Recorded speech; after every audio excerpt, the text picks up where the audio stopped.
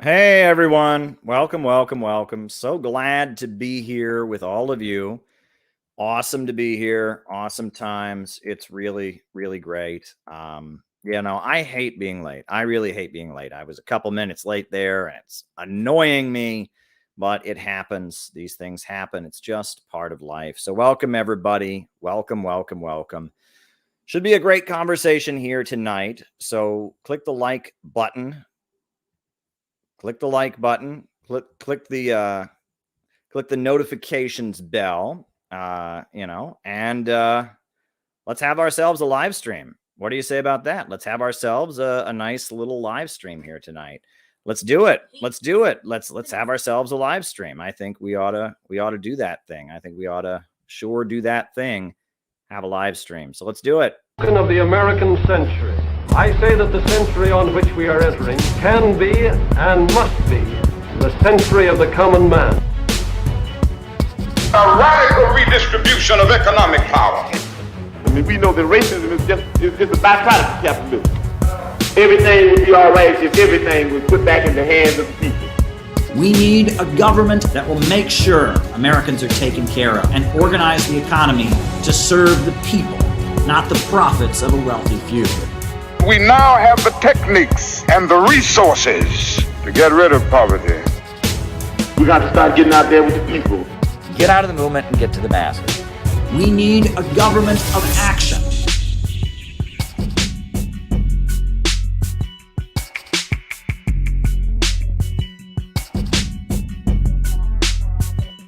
Welcome, everyone. Welcome, welcome, welcome. So glad to be here with all of you. Hit the like button, hit the subscribe button, hit the notifications bell. We're going to have a great conversation here tonight. The day after Christmas, Boxing Day, we are going to have a great conversation.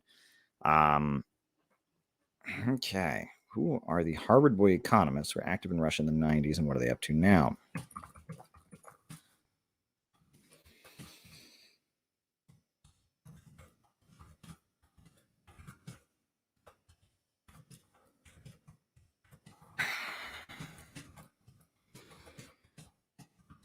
All righty. Writing it down. We always got room here for super chat questions to answer. The way this works is I give my opening remarks and I tell you what's on my mind and I share a few things with you. Then from there, I do the roll call where we find out who's on the other side of the camera. I call you all out as I see you. Names and locations. That's always good. And then after that, I answer super chat questions for the rest of the night. So if you have something you want me to talk about in the second half of the show, just do what Historical Progress there just did. Shoot me a super chat and I will write it down. And in the second half of the show, I will start answering them. And sometimes I just get going. Last night, somebody asked me a super chat question. And that just got me going. And I started going through the Bible verses, all the Bible verses in support of socialism, right? Sometimes those super chat questions, they just keep me, it's like somebody pitches me a softball and I hit a home run. So quick business announcement. If you haven't done so already, please go subscribe to this other YouTube channel. This is the other YouTube channel, the Caleb Maupin Videos channel. Go and subscribe to that. I just dropped the link in the chat. It's called Caleb Maupin Videos. That's where I'm posting clips from these streams. Because if I posted every clip from these streams on this channel, it would ruin the notifications and you all wouldn't see it. So that's where this happens. Go and subscribe there. We got the clip from the Bible verses. We got my rant last night about Bob Avakian. We got the World Anti-Imperialist Platform, my latest chat with George Galloway, John Edwards. I post clips on there all the time. And if you want to just keep up with the highlights of these streams, it's much easier to send somebody a short clip of me talking than it is to send, the whole live stream. So there you go. Go and subscribe to that channel because that's where you can find what many people want, which is clips. Also, just throwing this out there, if you yourself want to clip from these streams, you can do that. I have no problem with that. This isn't copyrighted. I'm not on here, like, oh, you took a clip of me. I mean, if you're using it just to show what I said, right? You're not using it to try and frame me in a negative light or something. You're just trying to, take a section you liked of this stream and you want to post it to YouTube. Go ahead. Go ahead. If you want to rip the stream and cut it yourself, I might take it from you. I might then take your clip and put it on my YouTube channel. I'll try to link yours, but yeah, feel free. I just want to get the message out there. I know a lot of people really enjoy what we have to say on here. So if there's something you liked from one of these chats, one of these late night conversations or afternoon conversations we have, feel free. Love to have you all do that. So just wanted to throw that out there. We're always looking to have more clips because we want to spread the word. And I think the more channels that our content is on, the better. I think it's better if we're on multiple platforms, multiple channels. We are on Rumble. If for those of you who want to be on Rumble, we're streaming right now on Rockfin. And shout out to the 3 people currently watching on Rockfin.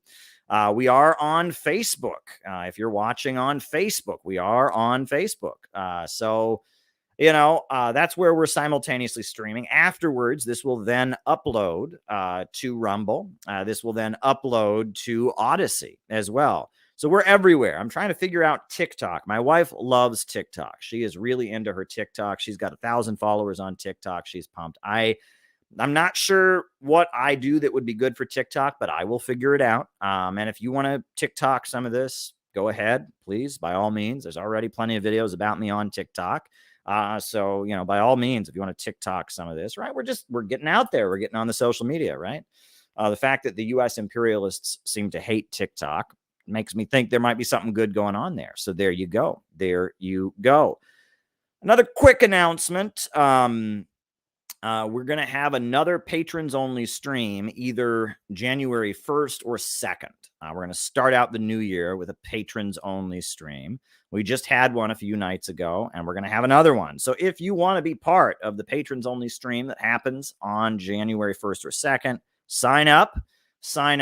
We got a good crew of people on the Patreon, and those streams are really chill. I just sit there. I do them from my phone. I sit there and answer people's questions and talk about whatever, and it's just an intimate conversation. I'm much more candid on my Patreon streams, right? It's trusted people. It's people who paid to be there, meaning that they're probably on my side. So I'm much more candid. I'm not as formal and reserved. On those streams, I kind of cut loose a little bit more. I cut loose a little bit more on those streams. So there you go. Our perestroika and 90s shock therapy forms the same thing. No. Okay.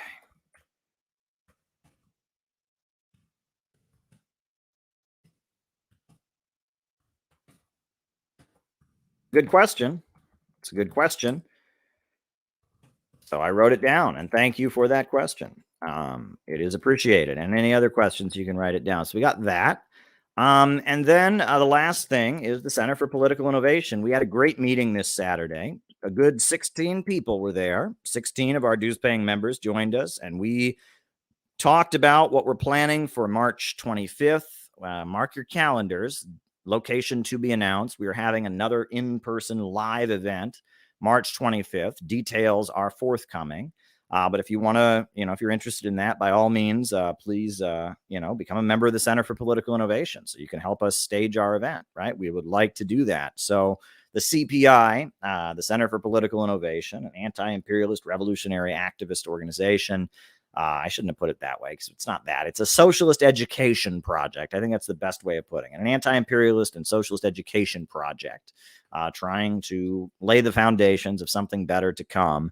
That's something you can be part of. So, check out the Center for Political Innovation, maybe become a dues-paying member. We'd love to have more members. We are, at this point, we have 68 dues-paying members, which is pretty good. We relaunched at the beginning of November, and we're marching ahead. So there you go. We'd love to have you.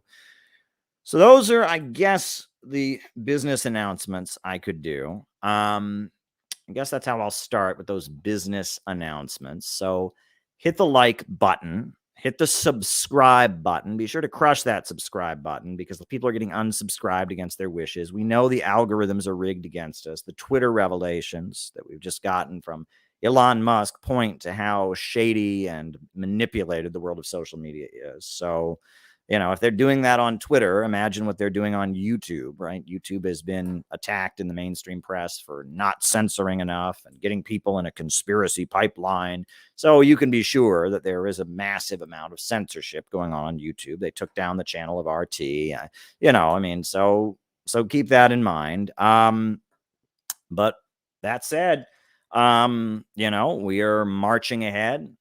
Make sure you hit the notifications bell. So if you're subscribed, you get notified the next time we do one of these. Those are basically all the business announcements that I have. So I'm going to jump into my opening remarks, and I'll be continuing to write super chat questions down as I give my opening remarks. I'll start out by apologizing for being a few minutes late. I hate being late to anything.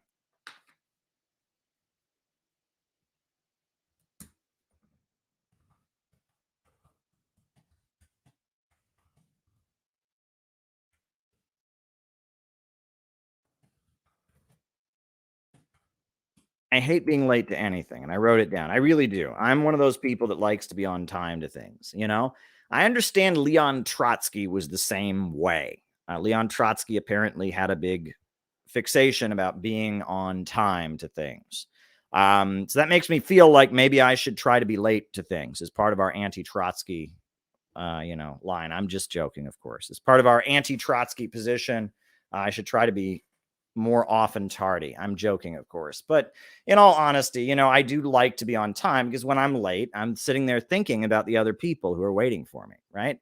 I had a friend who just couldn't get his mind around that, about how annoying it was to other people when you're late, right? And I kept saying to him, what about the other people who are waiting? It was like those other people just didn't exist. It's like does not compute. It was very frustrating, but I hate being late to anything. I really, really do. I like being on time.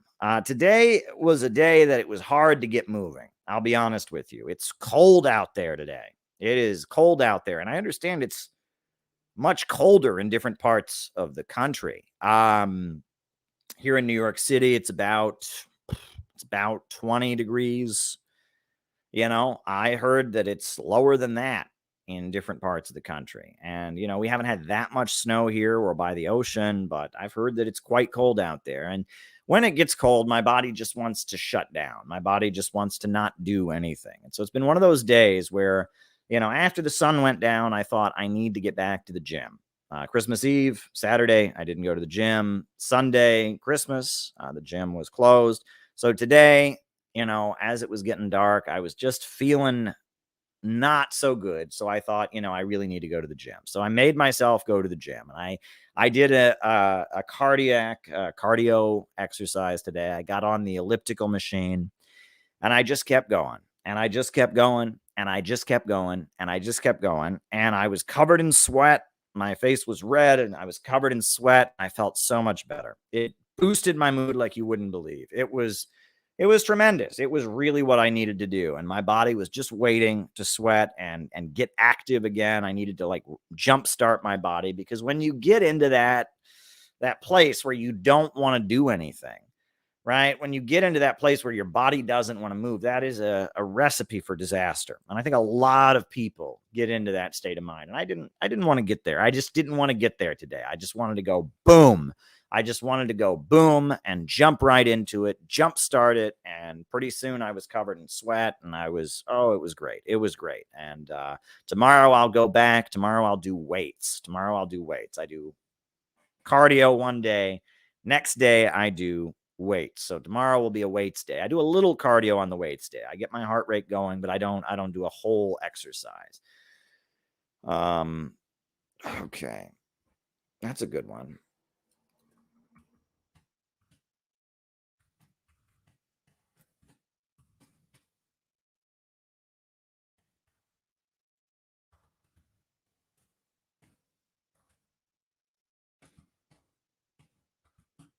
So yeah, today was one of those days. But going to the gym felt great. I'm makes me happy for what I have. Reminds me of how lucky I am, and to just try and Be satisfied with what you have.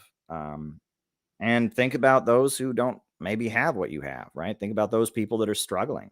Think about those people who lost electricity on the Christmas holiday. Think about those people that are struggling, because so many people are struggling. And I got to tell you, I've noticed this over and over and over again, and it's very odd, and I don't quite know what to make of it. But when I have a day like this where it's really hard to get going, a day like this where I'm doing battle against my body to get myself to not fall into that funk where I don't want to move, when I have a day like that, it seems like everyone I know is having the same thing to different degrees or other, right? And when I'm having a good day, it seems like everyone I know is having a good day.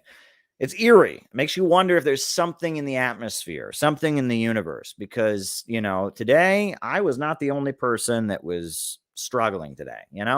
I was not the only person who was trying to get my body going, trying not to just curl up. There were a number of people I know. My phone, I was texting with different people, and different people were reaching out, and different people were struggling today. A number of people I spoke to.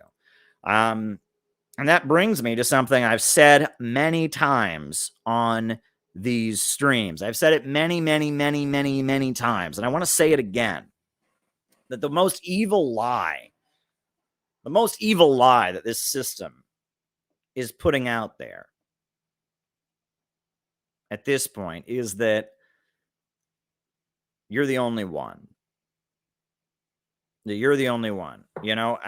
Because if all of us realized how much we're suffering right now, if all of us realized how hard it is for families to make ends meet, how hard it is to pay your bills, all of us realize the cost, that all of us are being hit by the gas tank and the costs. All of us realize that the hopelessness and the pessimism of U.S. culture is just devastating everyone. It's devastating the kids. It's devastating the old folks. It's devastating the young adults and the older adults. It's devastating people in Ohio and Pennsylvania. It's devastating people in Los Angeles and New York. It's like the whole country is just being punched in the mouth over and over and over again by the powers that be, the big banks, the big corporations, the big monopolies. They just keep making life harder. They want to prolong this conflict with Ukraine, with Russia, and they just want to keep it going. They want to escalate things with China. They want to convince us that we all just have it too good and we need to have less. They pump us with their Malthusian degrowth ideology. They tell us the problem isn't capitalism, the problem is just you.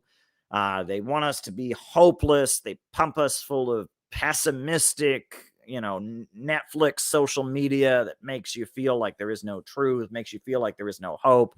They pump you full of Twitter and Facebook, and the kids are all getting their orientation from these apps controlled by the sinister Silicon Valley elites to send harmful messages. All the younger people feel like they're not good enough. All of the parents are worried about their kids. I mean, it's like they're doing it to all of us.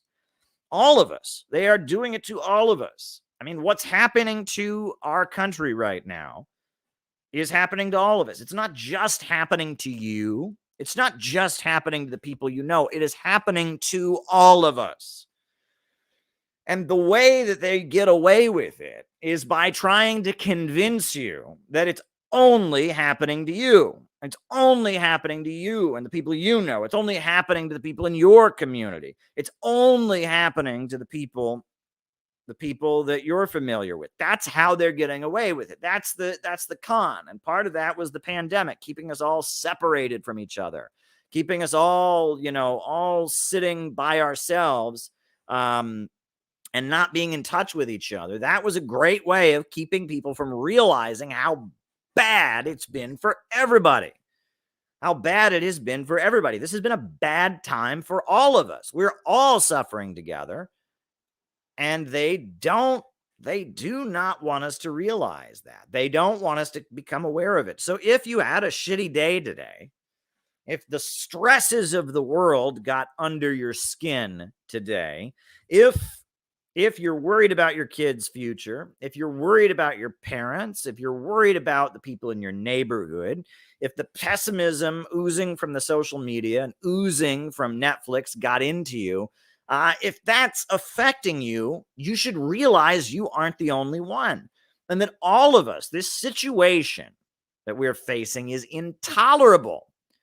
It is just utterly intolerable what's going on here. And they're doing it to all of us.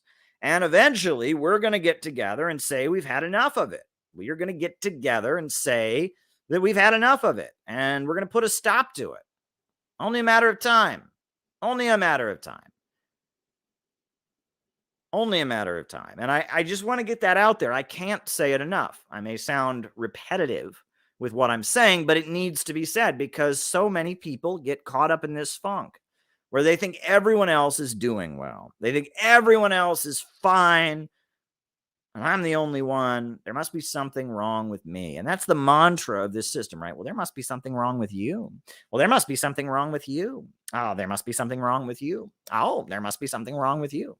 Right? That's what they really want all of us to believe. They all just want us to believe there must be something wrong with you on an individual level. You made bad choices. Your brain is not wired the right way. You were born on the wrong side of the tracks. You were born in the wrong state. You have the wrong color of hair. You have the wrong kind of shoes on. You didn't make this great choice. You made, and it's like, you think about it, right? We've all done things in our life that we regret, right? We've all been faced not only with situations where we did the wrong thing, but where we did something that we realized later was not in our interest, right? We've all been in there. We've all been there, right? And to expect you to live a perfect life, to live a life where you make the exact right choice, you apply for this job at the right time, that you say exactly the right things at the job interview, you save your money and you invest in this, and to expect everyone to just roll the dice right every time is ridiculous. But when people get into this state of mind thinking that they're the only one who's suffering, they sit there going, oh my God, if only I had done blank, if only I had worn my blue tie instead of my purple tie when I interviewed for the job I wanted. And that's the trap that they get us all into by making us all think it's all about ourselves. It's all about our own individual choices. That is the trap. And I want to get on here and use these live streams to get people to get out of that trap of thinking and realize that everyone is suffering right now. All of us are suffering right now. They have an agenda to wipe us all out, to degrow us, to drive down the population and the living standards, to try and save their system. Right? If you want to read about it, go read Fascism and Social Revolution by R. Palm Dutt. There's a PDF of it available online. Very important book written by a great communist organizer from Britain, during the 1930s. It's a really important book. Go and read this and learn that this is how they try and save their system. When they're in a crisis of overproduction, this is how they try to save their system. And that's what they're doing right now. That is what they are trying to do right now. When I was younger, when I was about fifth grade, I read all of the Ian Fleming novels, the James Bond Ian Fleming novels. I read them all, not all of them. I don't think I read The Living Daylights. I never read that one. And there was one other one I didn't read, but the rest of them I read. And my favorite of the James Bond novels, and I mean, politically, I look back on them now and think, how the hell did I read that? I mean, not only was it, just seething with anti-communism, it was also very racist and very sexist. And, it's just, you want to talk about the objectification of women, and you want to talk about, colonial arrogance and stereotypes about black people and stereotypes about Asians. And I wonder, how the hell did I read that? But I was just a kid, right? And my parents wouldn't let me watch the James Bond movies. And so I said, all right. I went to the public library and I started reading the Ian Fleming, the pulp fiction classics, the Ian Fleming novels, and I started reading them. And the one that I liked the most was called You Only Live Twice. And if you've ever seen the movie You Only Live Twice, it has nothing to do with the book. The movie You Only Live Twice, do you know who wrote it? When they made a movie of You Only Live Twice, they actually had Roald Dahl, the Charlie and the Chocolate Factory, James and the Giant Peach guy. He wrote the screenplay. Did you know that? Roald Dahl wrote the screenplay for You Only Live Twice, and it has absolutely nothing to do with the James Bond novel. There's like one similarity, which is it happens in Japan. That's about it. I mean, it's got James Bond in it, and it happens in Japan. That's the only similarity. It has nothing to do with it. And if you're reading You Only Live Twice right now, spoiler alert, I'm probably going to give away the ending. But, most of the James Bond novels, every James Bond novel ends with a woman on an island, and he has to go to the island to rescue the woman, and there's an evil supervillain on the island with the woman. That's just how all of them end. I don't know why, but James Bond, whether it's Dr. No or which one was it? Dr. No or... oh, goodness, what was it? It was Live and Let Die, or all of them end with an evil dude on an island, and James Bond has to swim to the island and rescue a woman from the evil dude. That's, and then there's usually a big explosion at the end. A little formulaic. But regardless, You Only Live Twice, it takes the themes that he uses throughout that series in a very different direction. It's that basically that the novel begins, and in the last novel, James Bond got married, and just a few weeks after he got married, or a few hours after he got married, his wife was killed. So James Bond, at the beginning of the novel, he is having a fit of depression, and he's drinking too much, and he's screwing up all of his assignments at his job, and they're getting ready to fire James Bond from being a spy. That's how the novel starts. And so they call him in to give him like one last assignment before, they're going to let him go, because he's just screwing up so bad, because he's just so upset about the death of his wife. And they say, we need you to go to Japan. So they send James Bond to Japan. And he's in Japan, and they have him meet with the head of Japanese intelligence. And the head of Japanese intelligence is this like uber right-wing Japanese nationalist dude who was like a big admirer of Japan during World War II, who gives James Bond all these big speeches about how the British Empire is the past and how Britain are a bunch of softies and weaklings. And, he gives us like this far right-wing speech to James Bond, and they have all these arguments about how, like, he says Britain is going soft, you're not authoritarian like we are, look at the samurai warriors, blah blah blah blah blah blah. But anyway, they finally get to what James Bond is supposed to do, which is they have a forest. There's this island where people in Japan are all going to commit suicide. It's the suicide forest. And that, there's some guy, some crazy evil dude has set up an island, and he lures, he basically has advertised this place. If you want to die, go here. And it has poisonous plants, and it's got poisonous snakes crawling through the woods, and it's just a place to go to die. Right. That's the idea. Writing it down.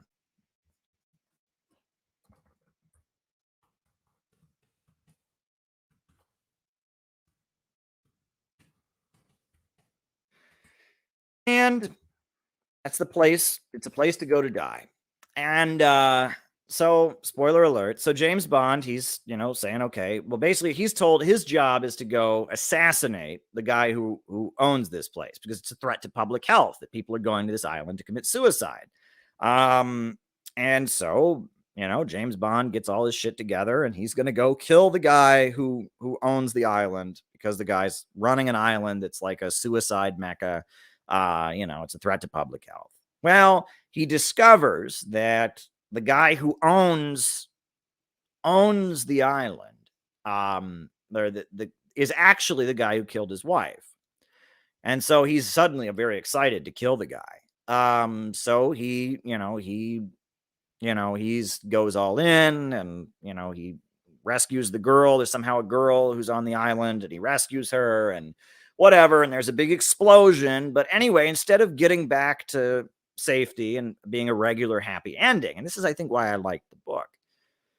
James Bond, the big explosion, he hits his head and he gets washed up on a beach and he forgets who he is.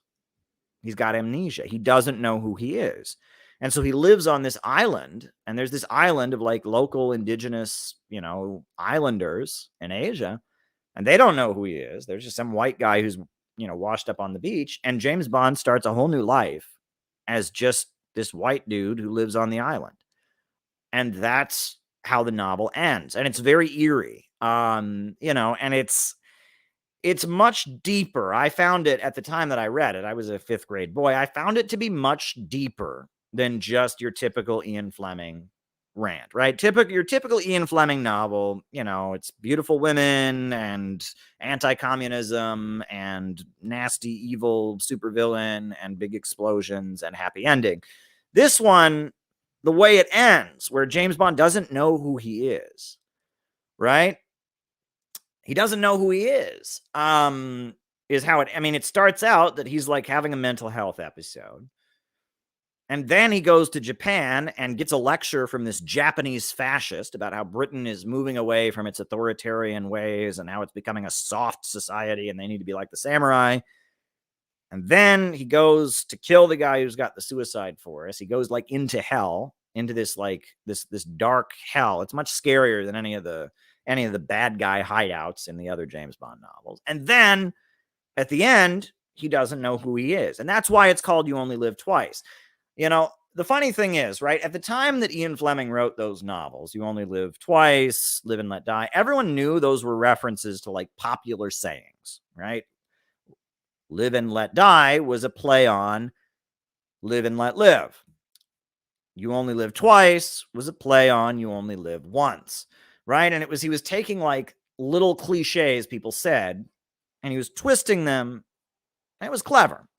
The problem is that people don't use those phrases now. So people say live and let die. Oh, isn't that a song by one of the Beatles guys? Didn't one of the Beatles guys do a song? It's like, no, people, live and let live is not a thing people say anymore. So now people hear live and let die and they're like, wait, what?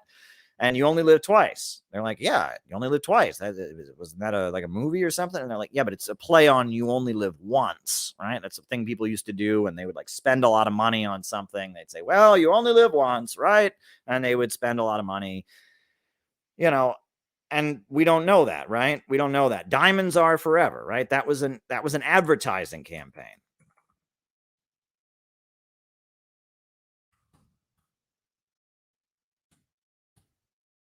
Diamonds Are Forever was an advertising campaign, right? It's, advertising diamonds, right? And the idea is, the guy really loves you. He gives you a diamond in your engagement ring. Diamonds are forever. Well, that advertising campaign was like in the early 60s or something. We've never heard of it. So yeah, the novel I got the most out of was You Only Live Twice because it had that weird negative ending. It was eerie, and there was more of a character there. James Bond wasn't just this symbol of British upper class masculinity. He had more of a personality. He seemed more vulnerable.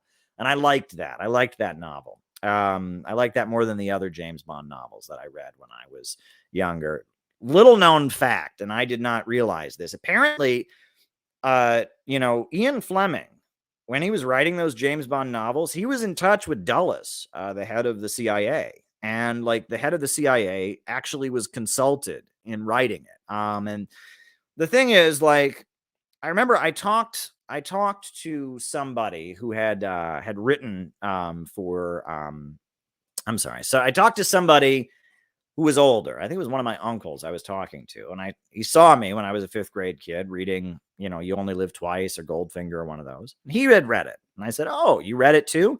And he said, yeah, but he said, yeah, Caleb, but back then everyone read those books because everyone read the same books. And I remember hearing that and thinking that's weird. So back then people were just more cooperative. No. Back then, there was no Google and there was no Amazon. And there were only 3 channels on television. And everyone watched the same TV shows. And everyone saw the same movies. And everyone read the same books. And back then, if you were young and male, you read Ian Fleming. You read You Only Live Twice. You read Diamonds Are Forever. You read A View to Kill. You just read that because that's what everyone was reading. And that was one of the things that held some of the more illiberal aspects of society from back in the day, held them together, was that back then people all had these common points of reference because they all watched the same movies, they all read the same books, they all watched the same TV shows, and there was like common points of reference. We don't have that anymore, and it makes it a little bit harder for people to relate to each other. All right, in a way, it's good, right? Because there's more free thought, there's different ideas floating around. People are not as conforming as they once were. But at the same time, it's not as good because people can't really relate to each other in the same way. They're not all watching the same shows. They're not all reading the same books. They're not all, reading the same novels. They're, it's a little bit different. And that's how things were. That's just something I was thinking about. Don't know why I decided to tell you all about an Ian Fleming novel I read years ago. I don't know where that came from, but I just thought about talking about that right now, since we're talking about staying in shape and Netflix and pessimism and all of that. Thought I might go there. But I guess the other thing I wanted to talk about, this is one of my more laid back streams. This is me laid back, right? The last 2 nights I've been on here preaching and firing it up. Go watch those streams. I think I did a great job the last couple nights, but tonight I'm just chilling with you. I'm wearing my Hawaiian shirt, even though it's the middle of the winter. It's very warm in my building. My old building, the landlord wasn't turning on the heat, and it was very cold. So I'm lucky. My new building, the landlord jacks up the heat. A lot of people in this building, a lot of old folks. And so I'm wearing my Hawaiian shirt. I've got the window open because I don't want it to be too hot. Actually, there's a window over there that's open, even though it's freezing outside. I have a window open just to make sure it doesn't get too hot in here. But I'm wearing my Hawaiian shirt and I'm talking to you all. And I feel good about that, right? I feel good about that. So this is me chilling out. I'm chilling out on Monday night with all of you. I was on the air on RT earlier. We were talking about Ukraine and the negotiations. Now I'm here sitting in front of my lovely bookshelf in my lovely Brooklyn apartment, my bigger Brooklyn apartment, right? I was in a 1-bedroom before and my wife and I were having to fight over space. Now we're in a 2-bedroom Brooklyn apartment. My wife is in the living room watching television. I am in my home office streaming for all of you. We have a whole bedroom. It's just sitting there empty. This is like, compared to the place we used to live, this is like a palace, practically a 2-bedroom apartment, my lovely Brooklyn apartment. So happy that we could move. And that's like the big accomplishment for me of 2022. This is the year we finally moved. We've been wanting to move out of the crappy building we used to live in for years. And now we've moved, and that's great. It's really, really great that we've moved. The building is much better, it's really great. So I'm sitting here in my Hawaiian shirt in the middle of the winter when it's cold, and I'm talking to all of you about James Bond and all of that. And anyway, the main thing I was going to talk to you all about tonight, was that this is Mao's birthday. Mao Zedong was born on December 26th. The day after Christmas was Mao's birthday. On the second day of Christmas, the universe gave to me the leader of the Chinese Communist Party. That's for you. That's for you. That's for you, Tyler. That's for you. But anyway, December 26th was Mao's birthday. And I was talking today to a friend of mine, and I keep coming back to this. I really keep coming back to this because I am somebody, of all the communists out there, I have a huge amount of admiration for Mao Zedong. A huge amount of admiration for Mao Zedong. But there's nobody that I can stand less than Maoists. All the people going around talking about Mao and waving the red book around they don't get it. Mao was a genius. Mao was a genius like we have never seen. Mao Zedong, the founder of the Chinese Communist Party, was a genius. He is going to be remembered for thousands and thousands of years in the future. He is on the historical level of Alexander the Great, Julius Caesar. I mean, he is somebody that thousands and thousands of years from now, people are going to know about, because he started the process of taking a deeply poor country and rapidly transforming it into a superpower. What the Chinese Communist Party, the party that he started, achieved is massive. And I really, really have deep admiration for Mao. And all the people who like Mao don't get it. They don't get it. They like the fact that Mao had a gun. That's what they like. They are really, they have like a fetish for violence. And they love that he wrote, "The political power grows out of the barrel of the gun." They love that he led some kind of third world armed uprising. They love that he called the Soviet Union revisionist, not really revolutionary. And they're like, "Oh, we love Mao because he's got a gun." And you're missing the point.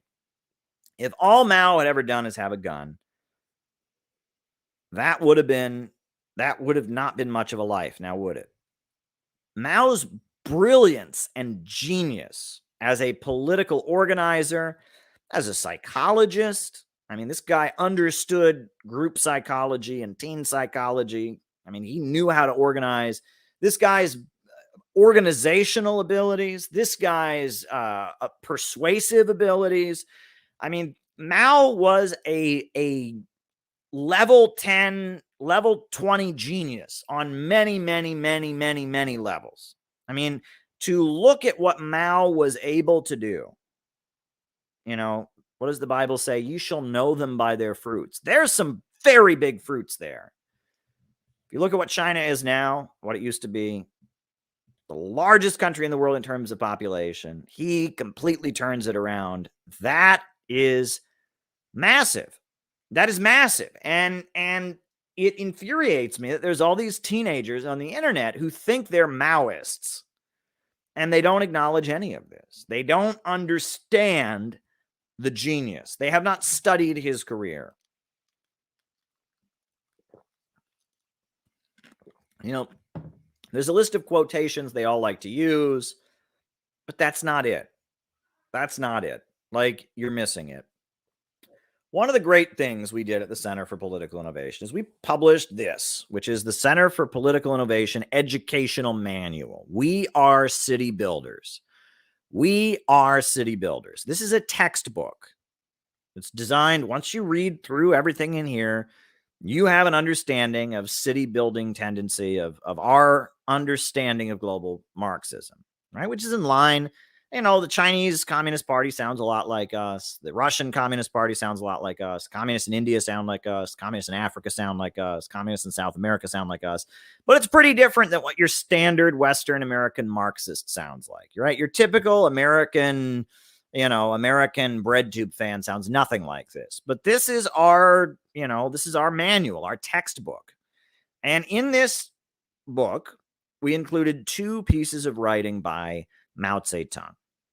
And I'm going to point you toward those 2 pieces of writing right now, because these 2 pieces of writing, they are very, very, very essential, because they help you understand Mao's method, not Mao's beliefs so much as his method, Mao's ability to get shit done, his way of understanding the way the world was moving. You'll get that out of this. And so I'm going to point you towards the first piece that we included by Mao. Is a very, very important essay. Section 3.2 of the manual. We have report on an investigation of the peasant uprisings in Hunan province. Mao Zedong, 1928. And this piece, this was Mao explaining to his own party that it was going to be the peasantry who were going to make the revolution. It wasn't going to be the urban workers. It wasn't even going to be the nationalist movement. It was going to be the peasantry. And Mao there were uprisings, spontaneous uprisings happening in Hunan province, which is Mao's home territory. And he went there to investigate, and he came back and he wrote this beautiful essay to the Chinese Communist Party, basically telling them, and he's trying to tone down his language as much as he can, but you can tell he's just full of anger. And he's saying, folks, if we don't get involved in the peasant movement, it's going to happen anyway, and we're going to miss the boat. And we better not miss the boat. And it has some beautiful quotations. It says, in a very short time, in China's central, southern, and northern provinces, several 100 million peasants will rise like a mighty storm, like a hurricane, a force so swift and violent that no power, however great, will be able to hold it back. They will smash all the trammels that bind them and rush forward on the road to liberation. Every revolutionary and every comrade will be put to the test to be accepted or rejected by them. There are three alternatives: to march at their head and lead them, to trail behind them, gesticulating and criticizing, or to stand in their way and oppose them. Every Chinese is free to choose, but events will force you to choose quickly. He goes on, a revolution is not a dinner party, or writing an essay, or painting a picture, or doing an embroidery. It cannot be so refined, so leisurely, so temperate, kind, courteous, restrained, and magnanimous. A revolution is an insurrection, an act of violence by which one class overthrows another. A rural revolution by which the peasantry overthrows the power of the feudal landlord class. Without using the greatest force, the peasants cannot possibly overthrow the deep-rooted authority of the landlords, which has lasted for thousands of years. The rural areas need a mighty revolutionary upsurge, for it alone can rouse the people in their millions to become a powerful force. This is powerful stuff. This essay is beautiful stuff. And he talks about how they smashed these temples where the peasants were humiliated and forced to make sacrifices before pagan images, before graven images, these idols that the Chinese people were humiliated and forced to worship. He talks about the role of women and how women were kind of taking the lead, and women were heavily oppressed in the traditional Chinese family and the way things were being done in the peasantry at the time. It's very, very beautiful. And this essay, if you read it, this is when Mao kind of stepped up. Mao was involved in the founding of the Chinese Communist Party, but he wasn't the absolute leader. He was a leader. But it was when the Chinese communists were forced out of the cities and forced to retreat into the rural areas, when the alliance, the united front with the KMT Nationalist Party, was betrayed, when Chiang Kai-shek betrayed the United Front Alliance, the communists that had been part of the government and had seats in the government, they couldn't do that anymore. They were forced to flee, and there were massacres of communists in the cities. They called it the White Terror. And after that, when they moved to the countryside, Mao put into practice his ideas about organizing the peasantry, and that Mao had been thinking about organizing the peasantry for years. There was a huge civil war in China about 30 years before Mao was born called the Taiping Rebellion, or the Taiping Uprising.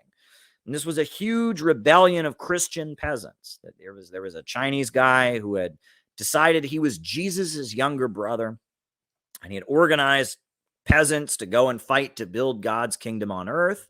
And there was a huge civil war in China between the Taiping Heavenly Kingdom, this kind of utopian Christian, uprising against the emperor of China. And it was a big bloody civil war that went on and on and on for like decades.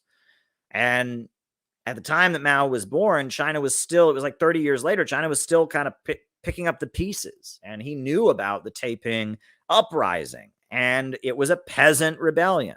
Right? It was the rural population rising up against the landlords, and they lost. they were defeated, but the anger was still there, and the admiration for the Taiping Rebellion, the moment where they had stood up, that was still there. And regardless, Mao grew up in the aftermath of this defeated revolution by the peasantry, and that his whole life Mao was thinking about what went wrong. How could the Taiping uprising, how could they have won? How could they have won? What could they have done differently? He was thinking about that his whole life. And finally, in 1928, events started lining up in a way that Mao could actually lead the Taiping uprising. But we included another piece of writing by Mao, which is even better. And it's a really great piece. And it's a piece that, it's public domain, and it was translated into English. And it's fascinating. Now, let me see if I've got it here. It was translated originally. The first English translation of this essay by Mao comes from this book, Chairman Mao Talks to the People. And this book was edited by Stuart Schramm. And Stuart Schramm was an English academic who was probably tied to the CIA, right? And he was probably tied to the CIA. We don't know for sure, obviously, but how did he get access to all of these writings and such? And he published this volume of Mao speaking. All right, it was articles and pieces by Mao that were floating around. The Chinese government, and this is important, the Chinese Communist Party only prints Mao's writings up to 1963 because they don't agree with him after that. The Cultural Revolution started. So because of that, there's a lot of Mao essays and Mao writings that haven't been, the Chinese Communist Party, they don't agree with it. They say Mao was good until 63. And then, a couple of years before the Cultural Revolution, we repudiate all of that, which is correct. The Cultural Revolution was a nightmare. But during the Cultural Revolution, Mao did a lot of extemporaneous, is that the right way? Extemporaneous or impromptu speaking. He went around and just hung out with students a lot.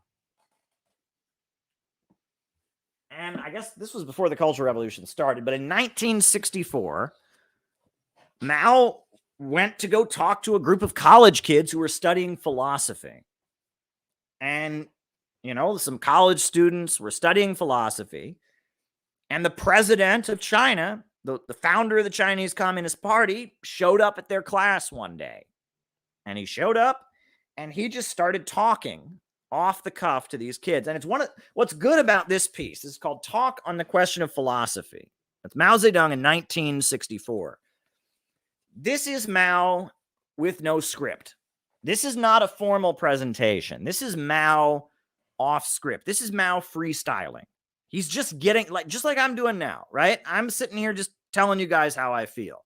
This is Mao doing that. He's in front of a group of college students who are studying philosophy. They're studying Marxist philosophy, right? They're studying dialectical materialism and Hegel. And Mao's, he shows up at their class. And, it's probably a photo op or something, right? And he shows up and he just talks at them.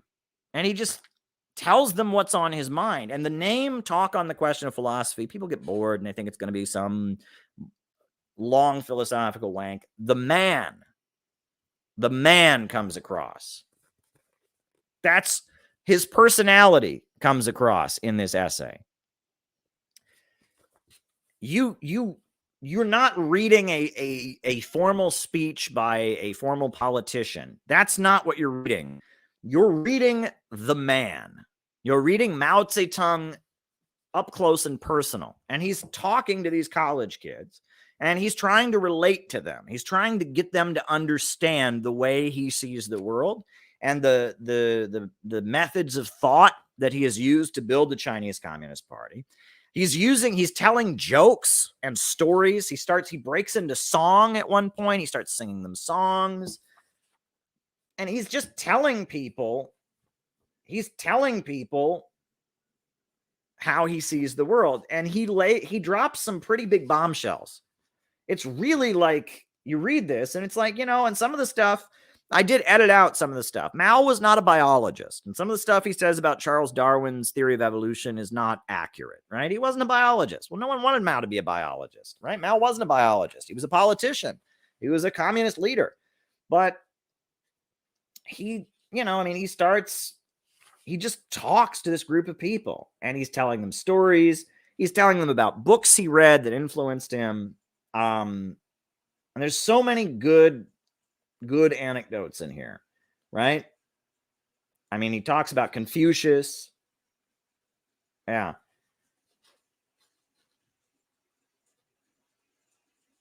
This is what he says.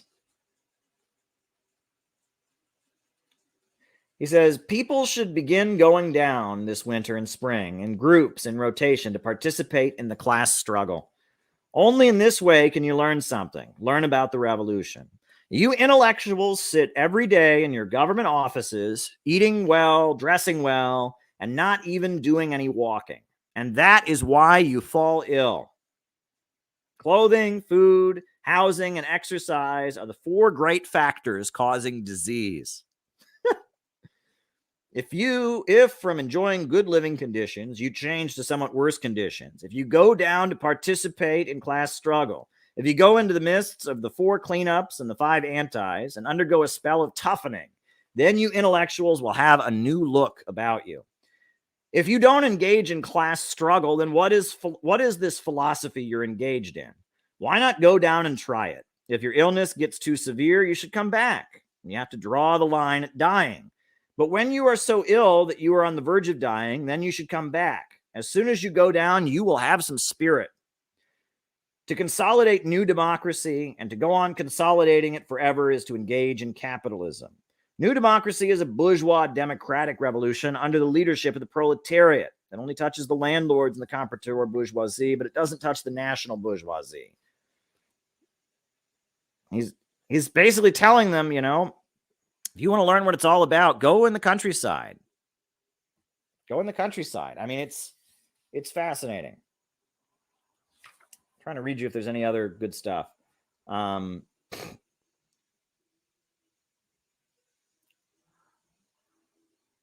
In 1925, I was active in the Peasant Movement Training Institute, and I carried out rural surveys. In my native village, I sought out poor peasants to investigate them. Their life was pitiable. They had nothing to eat. There was one peasant whom I sought out to play dominoes, the kind with heaven, earth, man harmony.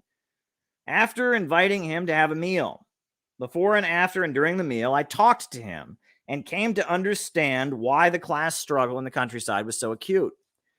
The reason that he was willing to talk to me was, first, that I looked on him as a human being, and second, that I invited him to have a meal, and third, that he could make a bit of money.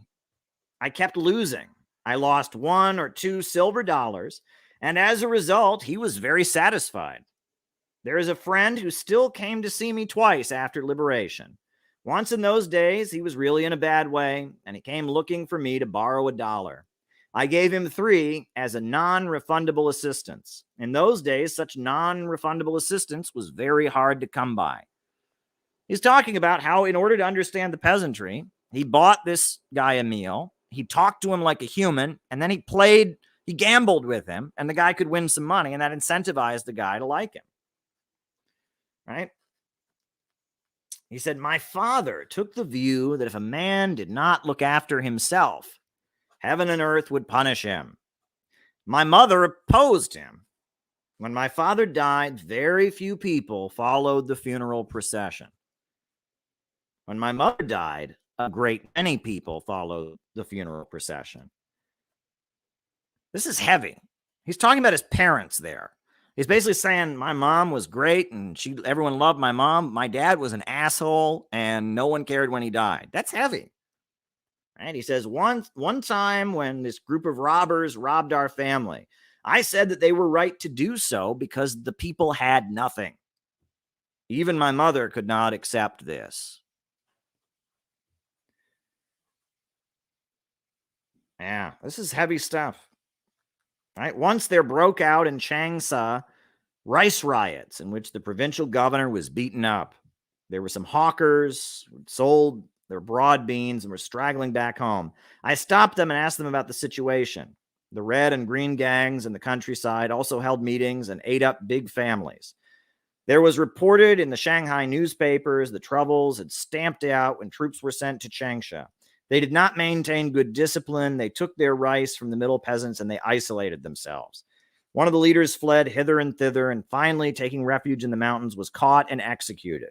Afterwards, the village gentry held a meeting and killed a few more poor peasants. At that time, there was yet no communist party. There were only spontaneous class struggles.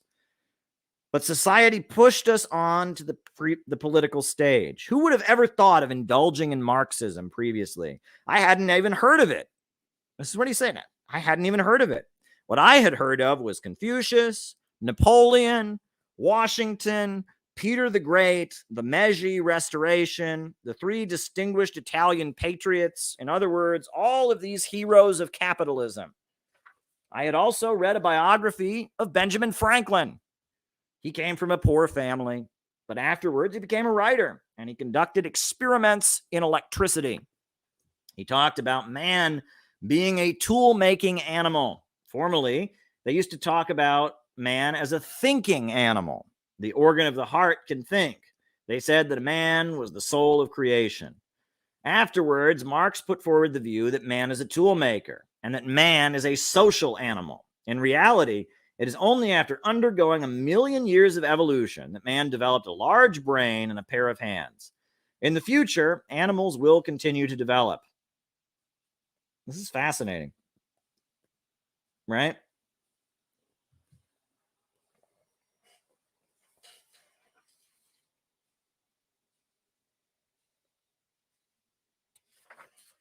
This is fascinating stuff.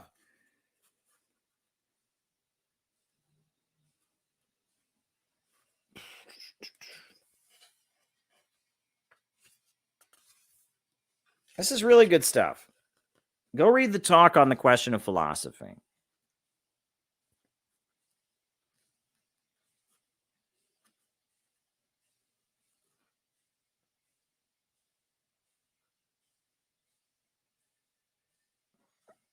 There's a reason we included this.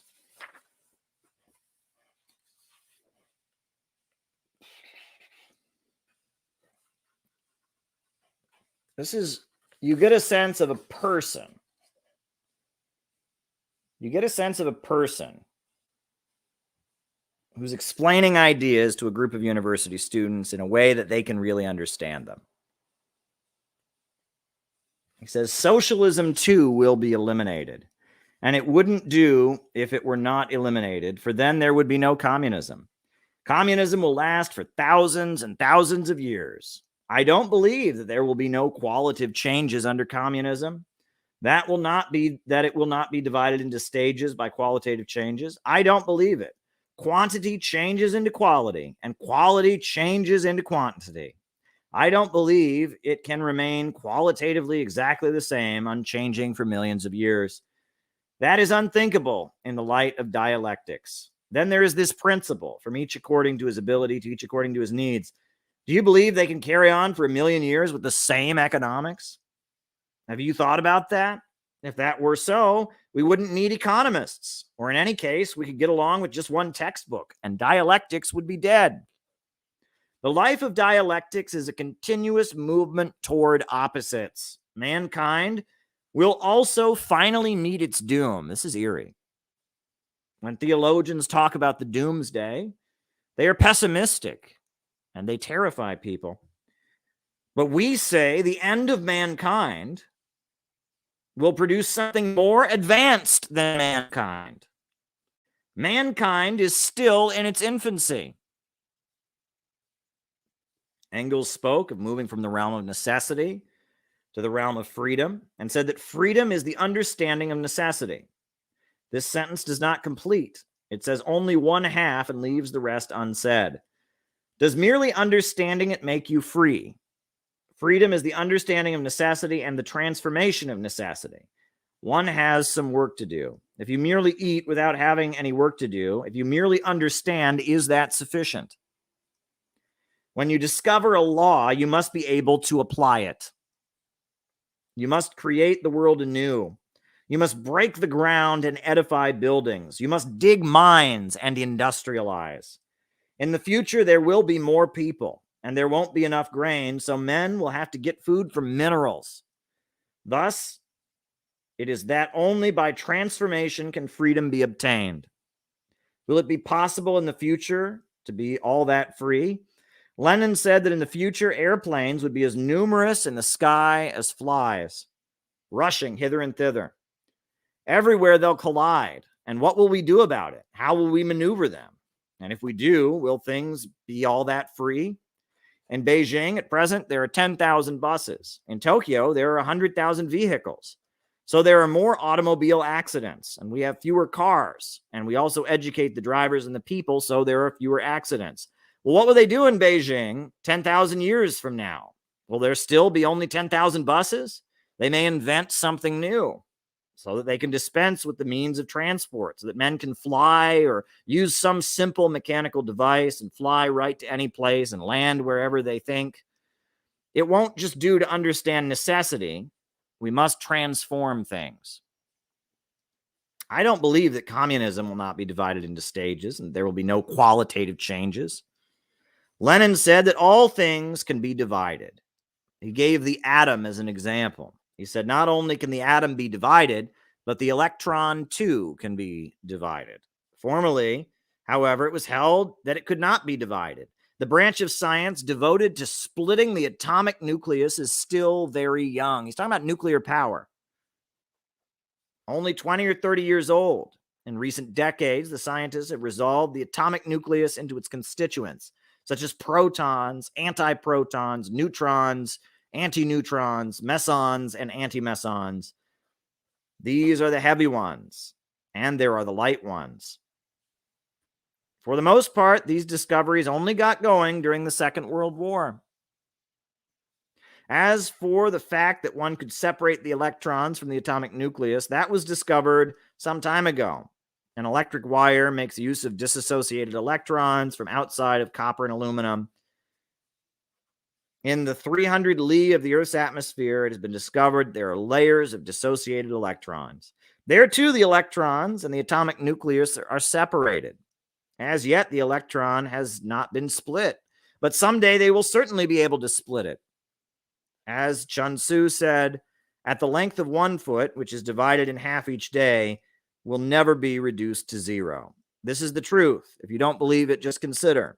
If it could be reduced to zero, then there would be no such thing as science. The myriad things develop continuously and limitlessly, and they are infinite. Time and space are infinite. As regards to space, looking at it microscopically and macroscopically, it is infinite, and it can be divided endlessly. So even after 1,000,000 years, scientists will still have work to do. The weakness of philosophy is that it hasn't produced practical philosophy, but only bookish philosophy. We should always be bringing forward new things. Otherwise, what are we here for? What do we want descendants for? New things are to be found in reality, and we must grasp reality.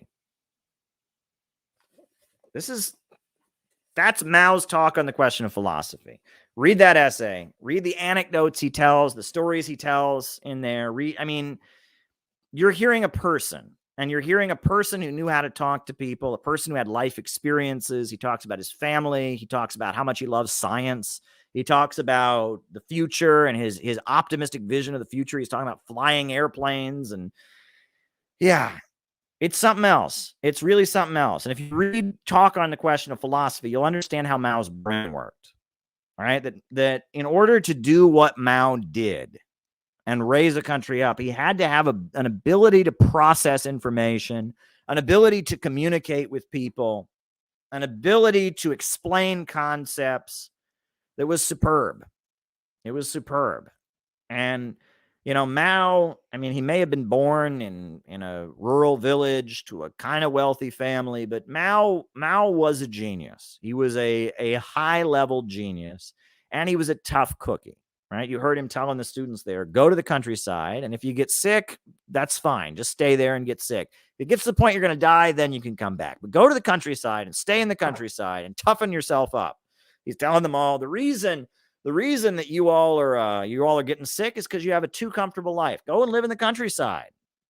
And Mao wasn't messing around too. I mean, that was a guy who marched thousands of miles on the Long March, right? That was a guy who'd been in battles. I mean, Mao, when he's telling them, toughen yourselves up and make your philosophy applied in everyday life, he's pretty serious. He's not fooling around. This is, again, I wish that people who invoke Mao would actually study Mao, because they would learn so much.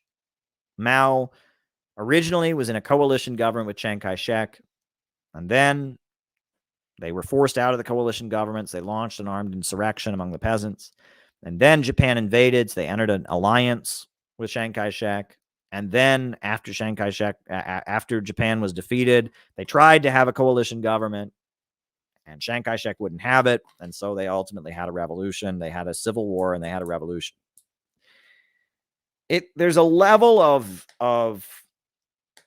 practical understanding of breaking things down and making it simply. There's a way of thinking that is very, very unique. Mao didn't mess around, right? Mao, you read that, he was a tough dude. You might not like Mao if you met him, but I feel like you would. There was something charming about him, just like I tell that story about Stalin getting along with the Siberian villagers. He had a way with people. He knew how to relate to people, and he knew how to get things done. And he had a way of relating to people and processing information that was superb.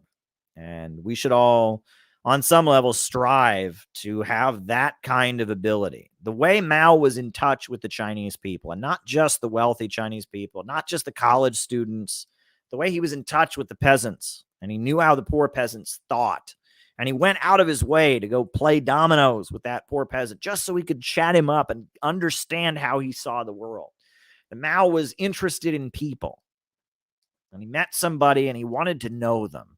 And he wanted to understand them. He didn't want to just tell them why they were wrong. He wanted to understand them.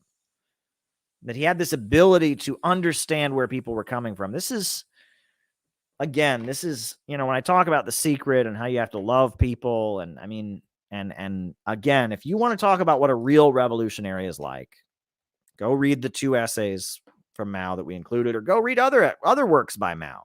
All right, get your own copy of Chairman Mao Talks to the People, and read Mao off script for yourself. Read the other quotations. He tells fart jokes in this book. I kid you not. Mao actually tells fart jokes. I had to read it a few times to make sure I was reading it correctly. But Mao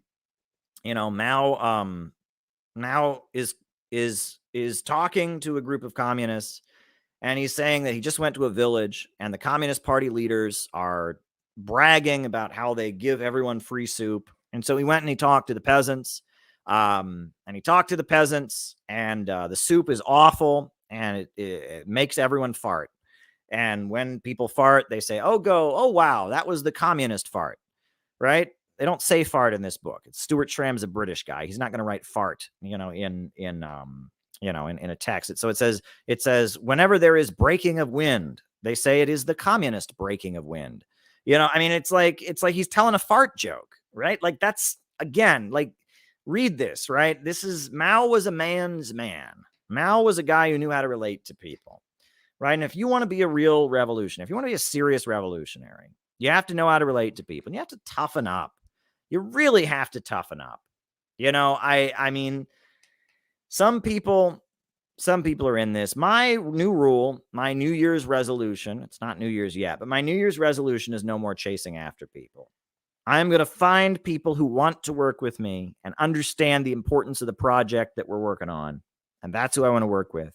And I am absolutely not going to chase after people, because, you can't, if people aren't willing to do it, they're just a problem, right? And that there are a lot of people who have their own psychological issues.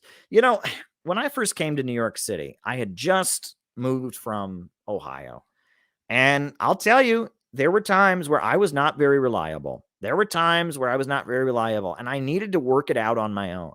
I needed to just work things out on my own. A lot of young men have trouble waking up on time, right? Well, for me, part of the reason I'm addicted to unnamed diet beverage, I had to be at the insurance company on time. So I set my alarm and I got that unnamed diet beverage and I drank it and I made sure I was ready to go, and you have to work it out on your own, right? A lot of younger people get demoralized or they have social anxiety about dealing with people. You got to work it out on your own. No one can do it for you. And my mistake, I got into the mindset that communism saved me and that I would use communism to save other people. Wrong. You can't save anybody. People have to save themselves.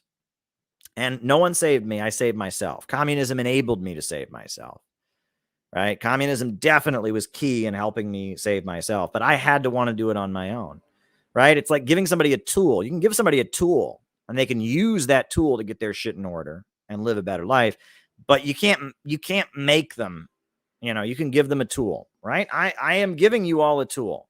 Being part of the city building tendency, being a revolutionary, being an anti-imperialist, giving your life to a higher purpose, making sacrifices. This is all something that can really turn your life around. Turn my life around, and it can turn your life around.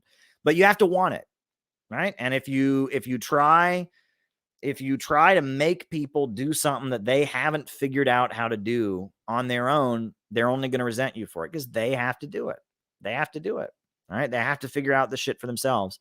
I'm not chasing after anybody. If people aren't ready, people don't have their shit together. I'm here to help, but I'm only here to help. I'm not here to do it for you. Not here to do it for you. And let me just end by saying the worst lie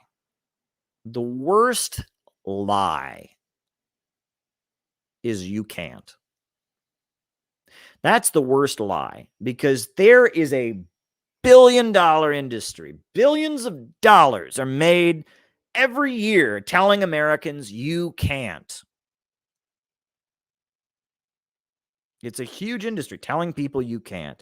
You can't do this. You can't do that. You can't. Oh, you just can't. You can't. It is a huge industry making people feel disempowered, making people feel like they need this medication, they need this product, they need this service, they need this because they just can't. Folks, you don't need anyone who comes to you and says you can't, you don't need them. You need somebody who will come to you and say, I'll help you find out how you can. That's what you need, right? A real friend is not going to tell you you can't. A real friend is going to say you can, but you need to figure out how. That's what you need in your life. You don't need anyone who comes to you and says you can't, and because you can't, buy my product. Because you can't, no.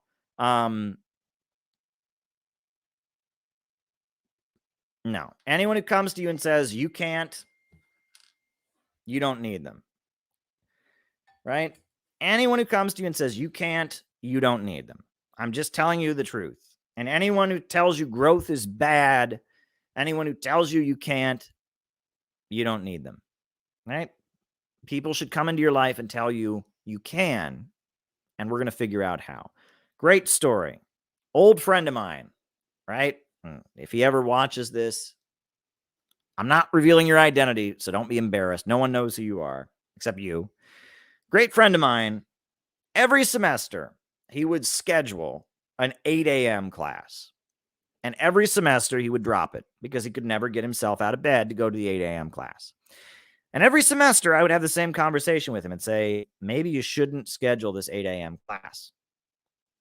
Because last semester, you didn't, you missed so many of them, you had to drop it. Maybe you shouldn't do this 8 a.m. class again. And he would say, no, I have to be able to do an 8 a.m. class. And I'd be like, dude, the semester before you ended up dropping it. The semester before that, you ended up dropping it.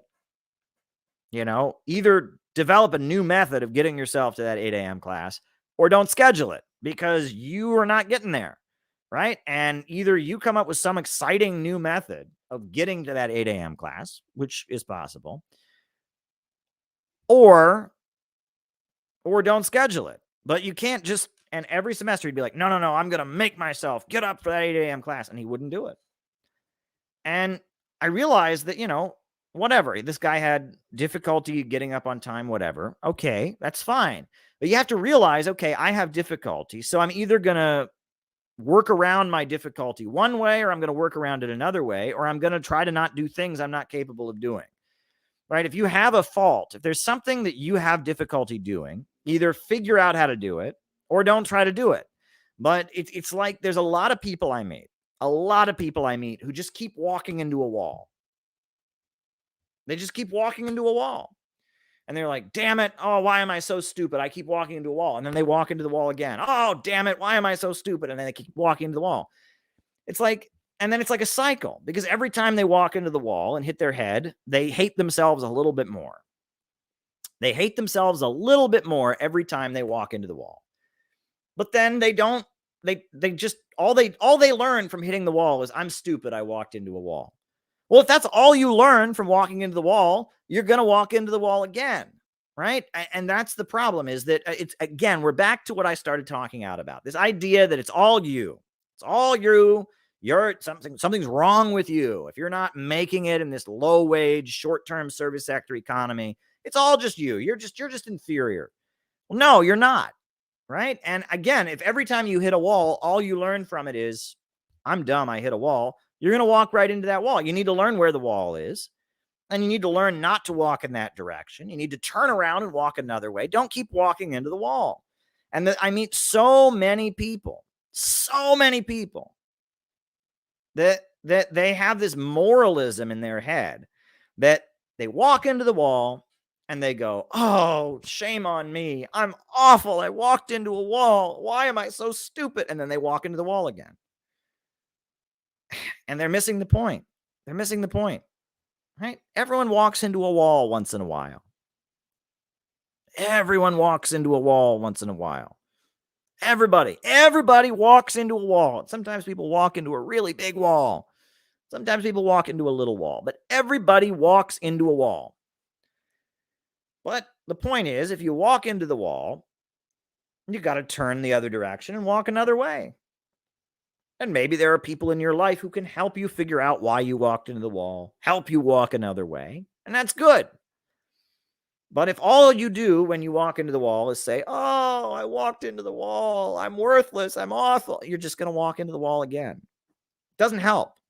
Does not help. And that's one of the problems.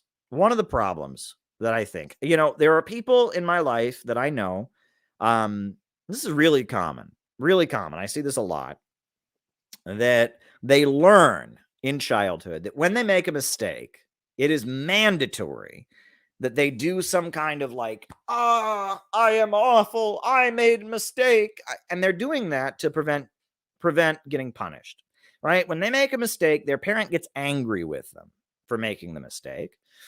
And their parent is going to come down on them and say, you made a mistake. And so in order to like stave off the rage and retribution of their parent for making the mistake, they learn that when they make the mistake, they walk into the wall, they must do this very performative, I walked into the wall, I am awful. And they learn to do that. A lot of teenagers learn to do that. Because when you're a teenager, you make stupid mistakes, right? But if you have parents that are very controlling and don't have proper patience, and I see this a lot, you learn, in order to stave off your parents' anger, you learn to do this, I hate myself, and you learn to do it, but you believe it. Right? And you're trying to hold your parents at bay, right? The idea is, if you look like you already hate yourself, they don't need to denigrate you. They don't need to yell at you. If you already think you're stupid for walking into the wall and you shout, I am so stupid for walking into the wall, the idea is then your parent won't shout at you. You're stupid. You walked into the wall, right? I mean, it's a dumb way of being, right? That people learn to performatively denigrate themselves. People learn that to be a good person means that if you make a mistake, you must, and that's the crazy thing, right? We all want people who can admit their own flaws. right? Nobody likes somebody who gets up there and goes, I never make a mistake. I have never done anything wrong. Nobody likes somebody like that. Nobody likes somebody like that. Nobody. So it is an admirable quality to say, you know, this area, I could have done better there. Right? And it shows strength if you do that. If you have the ability to go, you know what? That wasn't the best one. You know, I think I did better in the other one. That demonstrates a strength, meaning that you're strong enough to critically analyze your own abilities and all of that. But that's different than the other extreme, right? You know, there's certain people that will never admit they did anything wrong, and they're very obnoxious, and they can't learn, right? They can't learn because in order to learn, they have to admit they don't know everything, and that's annoying. But then there's this other extreme, and I see this really common, this other extreme where guys or women or others, they learn that when they make a mistake, they need to do this performative, I suck, I am awful, hate me, hate. And that's not good either. Don't do that. Don't do that. Just when you make a mistake, go, could have done better, learn from it and move on. And people will like you. People will like you, right? And that's something that I think could help people. You know, people could learn to go, okay, could have done this better. Could have done this better. Moving on. You know, and just move on, right? I mean, because what else can you do? What else can you do? And that you don't have to flagellate yourself. You really don't. Right? But it's good to be able to go, you know what? I could have done that better. That's okay. That's good. You need to do that, right? You don't want to be one of those who can't admit they ever did anything wrong. You want to be able to just go, boom, and just admit it. So there you go, folks. This has been an interesting stream. This is a wild stream. I'm sitting here in my Hawaiian shirt. I was talking about James Bond novels earlier. Now we're talking about Mao, and now we're talking about walking into walls and waking up in the morning and confidence. And what a night. What a night, folks. We're talking about all kinds of stuff. So hit the like button, hit the subscribe button, hit the notifications bell. We got a few super chats here to answer. If you have something else you want me to talk about in the second half of the show, shoot me a super chat. Oh, there we go. Why did anarchists used to go around assassinating leaders of countries? That's a good question.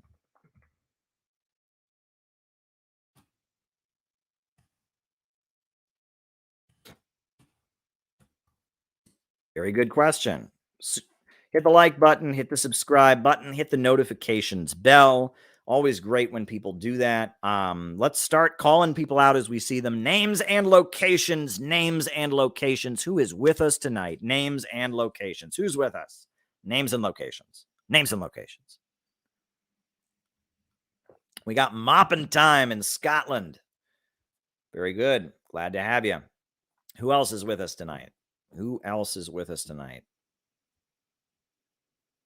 Who else is with us? We got Ryan in Oakland, Nate in Chicago, Temple City, California. Some great super chat questions. Very good. St. David's, Bermuda, Sao Paulo, Brazil, JT24 in Mississippi, Cleveland Pirate Alex, Ryan in Kansas City, Tyler in Missouri, right? We got David Rennie in Hamilton, Ontario, Gabby in Chicago, Stephen Ann in Georgia, Richard in PA, Phuket, Thailand, Heidi in Edinburgh, Cedar Park, Texas, Lost in Austin.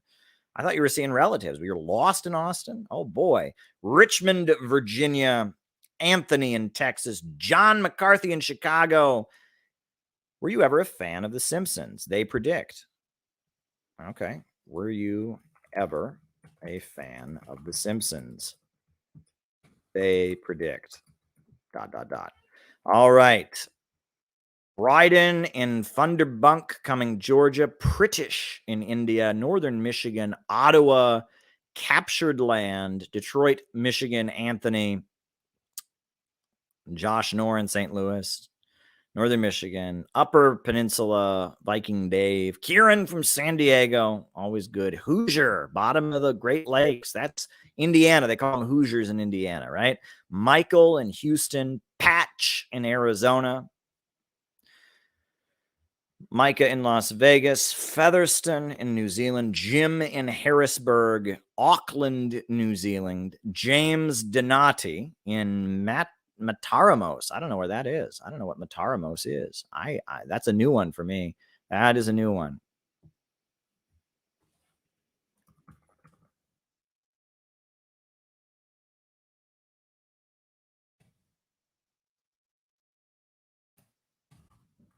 Very good. Very, very good. Carolyn and Dario from Brooklyn. Shout out to you guys. You guys are awesome. David in Mexico. David Rennie. He's in Mexico. Welcome, welcome, welcome. Phoenix, Arizona. Hermano is with us. Very, very, very good. Very, very, very good. Stephen Clearly in Auckland, New Zealand. Jim in Harrisburg. Very, very good. Is that where Hershey's come from? Is Hershey's from Harrisburg, Pennsylvania? Is that where they come from? I can't remember.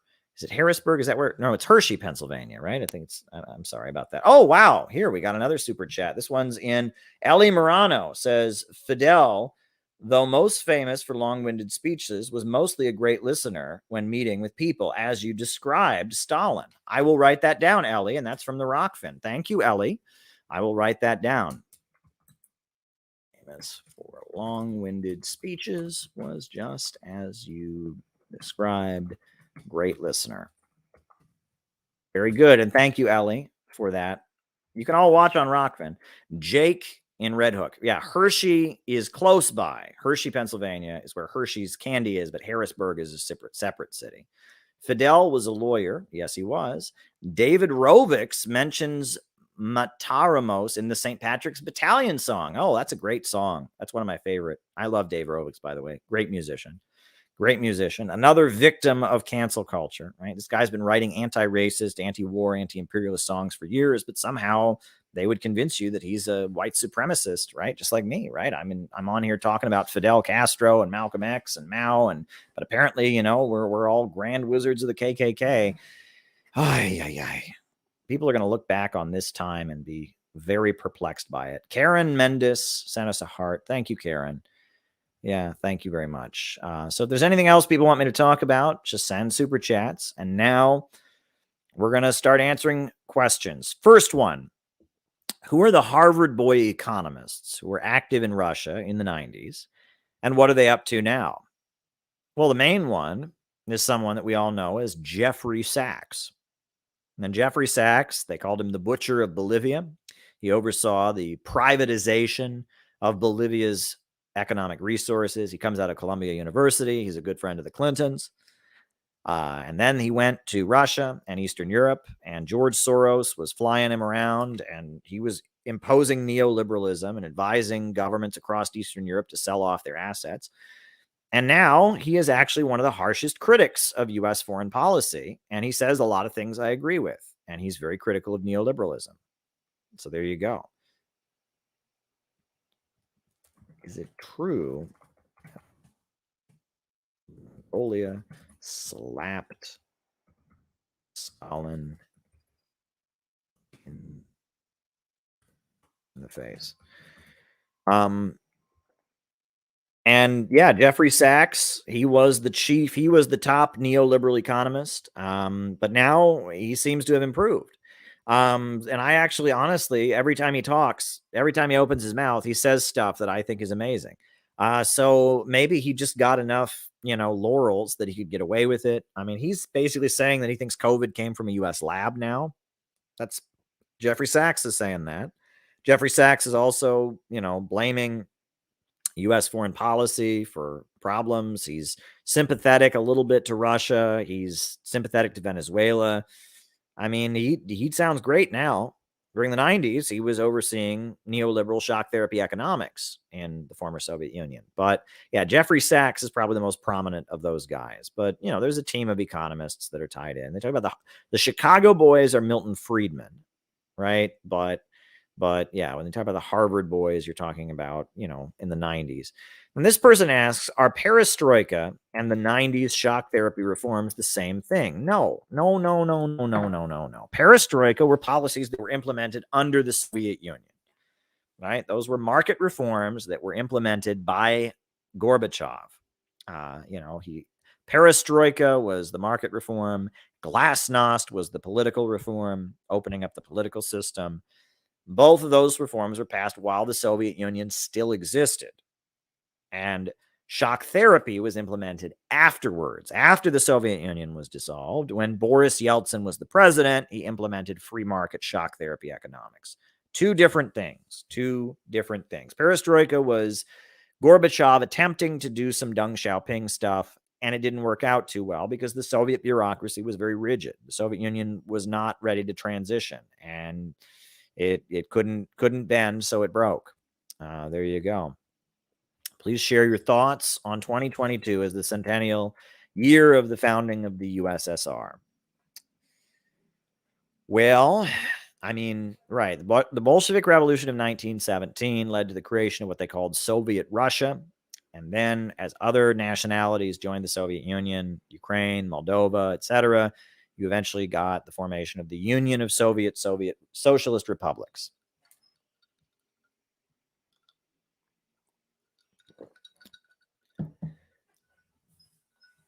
Let me say this. The significance of what started with the Soviet Union is largely underestimated, even by communists. Because people just don't realize how much of a game changer it was. Because until the Bolshevik Revolution, until the Soviet Union emerged, the imperialists pretty much ran the world. They fought over it among themselves in World War I. There were various governments, usually feudal monarchies like Haile Selassie or the Emir of Afghanistan, that would resist them here and there. But for the most part, the imperialists had free reign. Nobody got in their way. And what the Soviet Union started was a process through which countries could start to develop themselves and kick out the imperialists. And that doesn't fit exactly with the Marxist narrative, right? The standard Marxist narrative is, well, the Soviet Union brought socialism into the world, which is eventually going to transition to communism. Yeah, it did that. Absolutely. But what it brought into the world even more than that, and what has lasted a lot more than that, is economic development. The Aswan Dam, the biggest power plant in the Middle East, was built by the Soviet Union. Abdel Nasser and Khrushchev, they built it. The electrification of Egypt happened because of the Soviet Union. The Soviet Union built steel mills in India. The Soviet Union aligned with various countries. They were willing to align with anyone who stood against the imperialists. And they engaged in economic development, especially in the post-World War II years. They engaged in so much economic development around the world.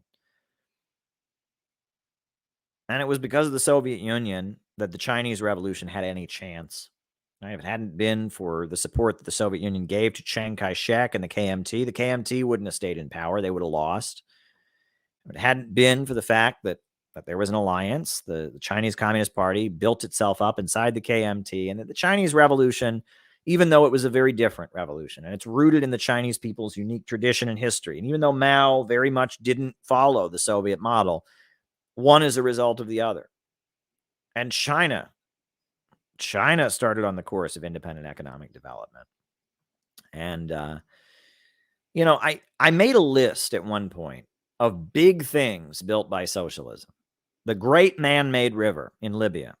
It was the world's largest irrigation project. Well, Gaddafi built that in an economy he built up by trading with the Soviet Union.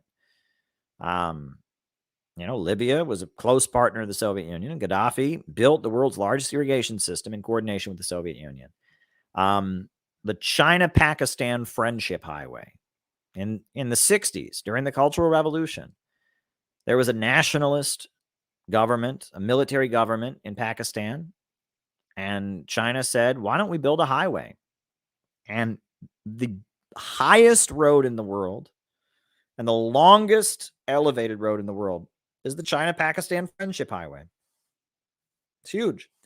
The Dnieper Dam was this huge dam built in the Soviet Union, hydroelectrical power plant At the time it was built, it was the largest hydroelectric power plant in the world. So many things have been built by socialism. And I mean, the 1950s, we always hear about how good the 1950s were, back in the good old days in the 1950s. Well, the reason that the global economy was doing so well in the 1950s was because of something called the post-World War II economic boom. After World War II, the crisis of overproduction caused by capitalism was resolved, and the world started rebuilding. And a huge amount of that rebuilding happened in the Soviet Union. And the Soviet Union was raising all these people out of poverty and building all these power plants and all of that. And they had to buy the supplies from somewhere. And they bought a lot of supplies from the United States and from other countries. There was a lot of demand because of all the poverty alleviation the Soviet Union was doing around the world. And on top of that, because there was a fear of communist revolution in Europe, that was the heyday of the European social democratic welfare states. That's when they created the National Health Care Service in Britain. That's when they started giving everybody free college. All across Europe, they're saying, you don't need communism. Here, give free college, free healthcare, anything. Just don't be a communist, okay? And they're just throwing shit at. Oh, you're unemployed? Here, we'll hire you to be a government painter. Just paint a picture and we'll give you a wage. Just don't be a communist, okay? It was like they were so afraid because communism had expanded so much and that everyone knew the communists had been the heroic anti-fascist fighters. The King of England had to step down because he was so buddy-buddy with Hitler, and the Henry Ford had loved Hitler, and that the communists had been at the center of the anti-fascist fight. And in order to prevent communism from just spreading everywhere, the European governments just started unloading the social democratic welfare stuff, giving everybody, and the wages of workers. Workers would go out on strike and, it would be a communist-led union and it'd be like, oh shit, just end this now. And they would just give them what they wanted. And the 1950s, that huge economic boom, the biggest economic boom. You got it right, Tyler. You got it right. The biggest economic boom in human history was because of communism. It was because of communism. It was because World War II had just happened and communism was rebuilding all the areas it controlled. And it was a mass movement that was really, really powerful. And it was buying supplies from the world to rebuild it. It was threatening to spread into Europe. So the capitalists had to give out lots of goodies to bribe people not to be communist revolutionaries.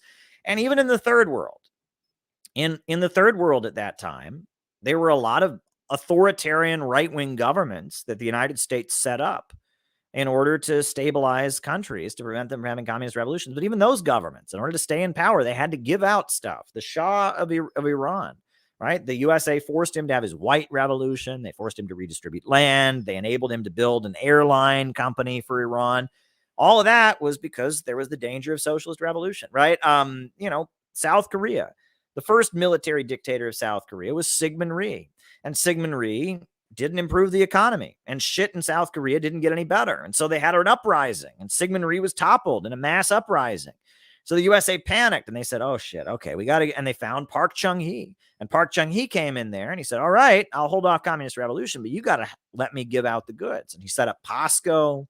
And he set up Samsung. And he set up all these government-controlled companies. And he raised all these people out of poverty in South Korea with a heavily state-controlled economy. And the USA had to tolerate it to prevent communist revolution. Singapore, similar story, right? And all over the third world, right? The Peronism in Argentina, right? Juan Perón and other like military strongmen in Chile and Argentina and all these places, they weren't communists. And they were vicious to the indigenous people and vicious to the poor people, but they created a really strong middle class because of the threat of communism. It was the only way to stabilize your society and prevent a communist revolution. Country after country after country after country, you saw because of communism.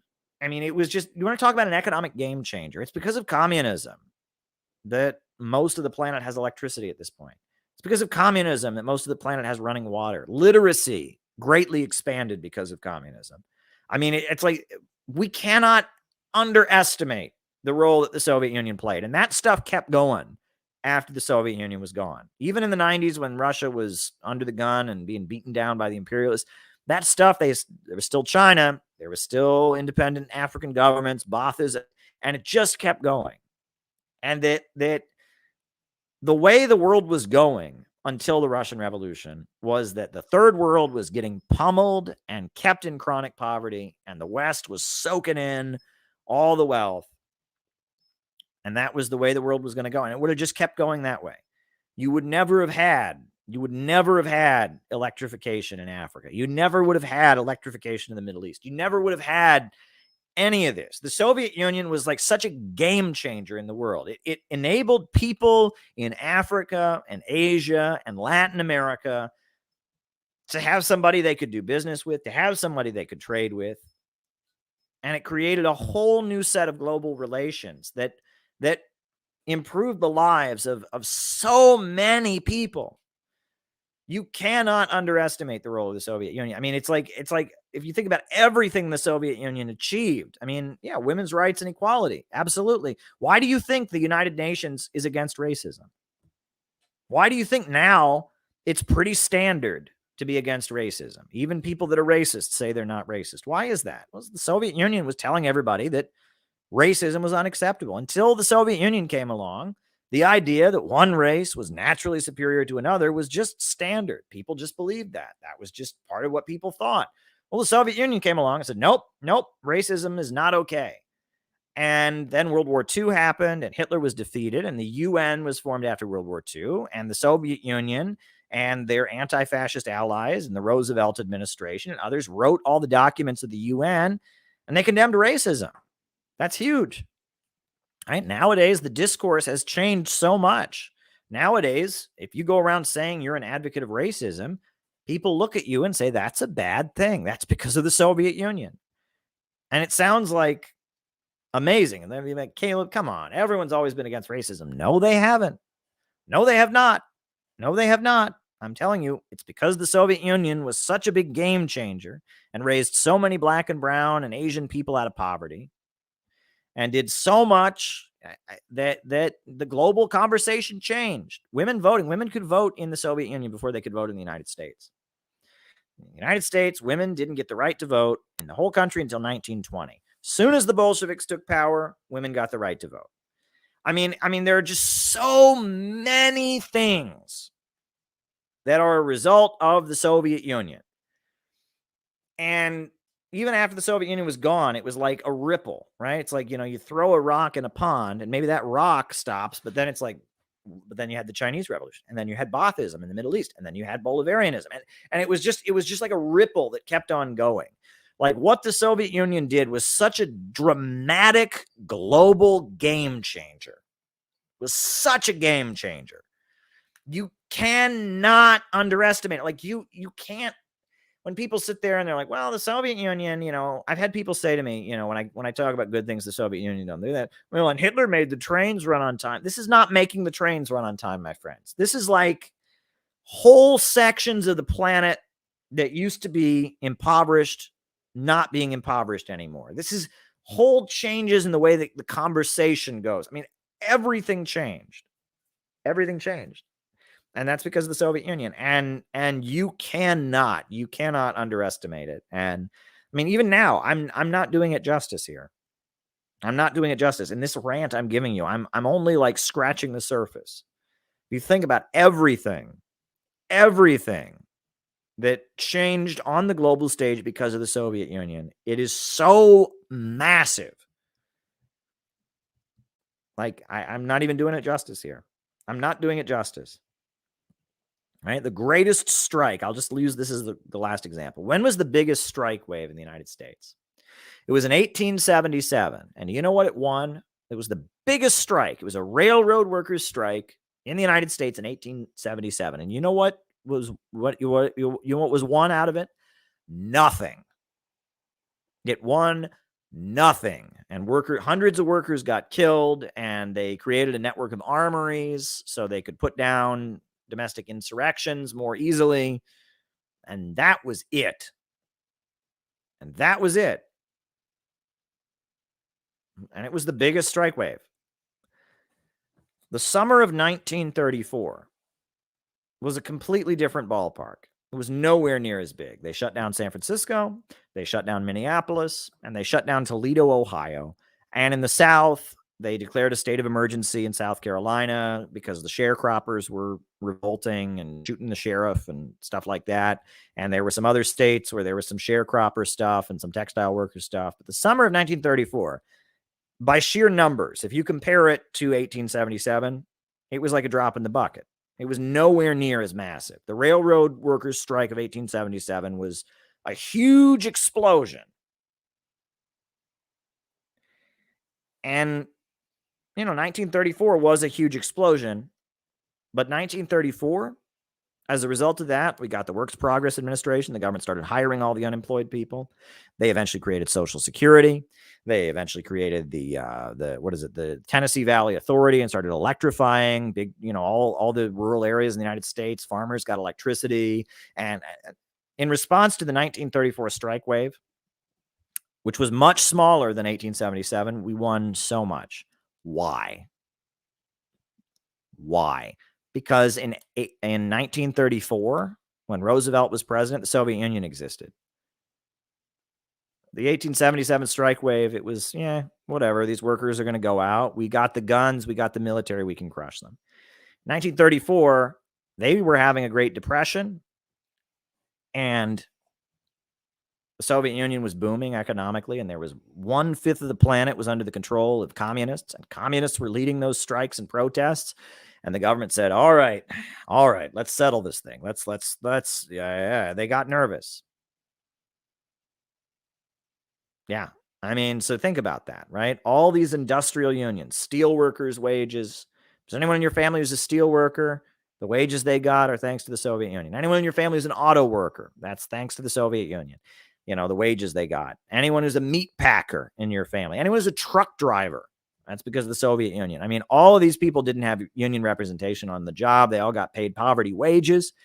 And then in the 1930s, there was the Great Depression, and the Soviet Union was booming, and communism was everywhere. And these people went out to fight, and the government said, oh boy, these people go out and fight with this whole section of the world called the Soviet Union on their side. This means something, so we better back up. There was a real threat to their power. Exactly. So, there's so many things I could talk about that are a result of the Soviet Union. That's just a few of them. So there you go. All righty. Between economic crisis on the one hand and Bonapartist struggles on the other, do you think the EU has a future? I think that there's a section of the ruling class that really likes the European Union. Right? There's a very, very strong pro-EU faction of the ruling class. The Biden folks, the Blair folks, the World Economic Forum, Bill Gates, Klaus Schwab, they love the European Union. But yeah, the British nationalists and the Brexit people, they don't like it, obviously. The new Italian government, they don't like it. So that, the Alternative for Deutschland, and there is a very big anti-European Union current as well. But I think it'll be a push and pull. I think the European Union is going to be challenged more thoroughly than it has been ever before. But I mean, they might hold on to it, right? It's an economic union more than anything. You have to remember. The European Union is more of an economic union than a political one, right? It's more about having the euro as the currency. It's about, regulation of businesses and trade codes, etc. So there you go. Thoughts on Lee Harvey Oswald being outed as a CIA asset? Well, look, I mean, we now know it has been revealed to some degree or other that Lee Harvey Oswald was being monitored by the CIA, and the CIA was tracking him and using him for some of their covert operations before he shot Kennedy. So that's all we know. But that seems to indicate, that the idea that he just acted alone, it points toward CIA involvement in the assassination of Kennedy. Because if this was just a random dude, why was the CIA watching him? That's what it points toward. It leads us closer to maybe eventually someday knowing what happened. That's what it leads us closer to doing. Lee Harvey Oswald's life, very strange. Very strange life indeed, right? The guy joined the U.S. Army. The guy wasn't well, and I feel sorry for him, honestly. The guy wasn't well, okay? Let's just be real. He wasn't well, okay? And we can admit that. He was a little off, right? He was a guy, he was growing up at the time when communists are really, really hated, but he feels like he doesn't fit in with America, and he kind of likes communism because he's not well. But he joins the U.S. Army, even though he is interested in communism. He joins the U.S. Army, and then he's in Germany, and, one day he's just like, hey, what the heck? Why don't I just defect? And that apparently wasn't that uncommon back then. If you really want to go see an interesting movie, go watch Crossing the Line. I think it's on Netflix. It's a BBC documentary about Joseph Dresnok. Joseph Dresnok was an American from Indiana, kind of a heavy-set, fat guy from Indiana. He was in the U.S. military, and his wife called him on the phone and said she was pregnant from another man, and that shook him up a little bit, and so he tried to commit suicide. He got down from his guard post on the Korean demilitarized zone, and he just started running towards North Korea. And he figured they would shoot him, and that would be the end. But he just kept running towards North Korea. They didn't shoot him. He got closer, and they didn't shoot him. And he got closer, and they didn't shoot him. And now he's been there ever since. I think he recently died. But Joseph Dresnok, he was in North Korea until he died. And there were people who did things like this. There was a German guy, who defected to East Germany, and there were many people who did weird shit like that. The Cold War, especially when you had, East Germany, West Germany, North Vietnam, South Vietnam, North Korea, South Korea, there were people who defected, right? So, the story goes, Lee Harvey Oswald, one day, he defected. He got to the Soviet Union, and this, he went from East Germany to the Soviet Union. And he gets to the Soviet Union, and he's like, hey, can I stay here? And they're like, no, you can't stay here. No, we don't let random Americans who just show up here. No, can't do that. So you're going home. The story is that he went to his hotel room, and he thought, well, if they won't let me live here, I'm going to kill myself. And he slit his wrists in the hotel room.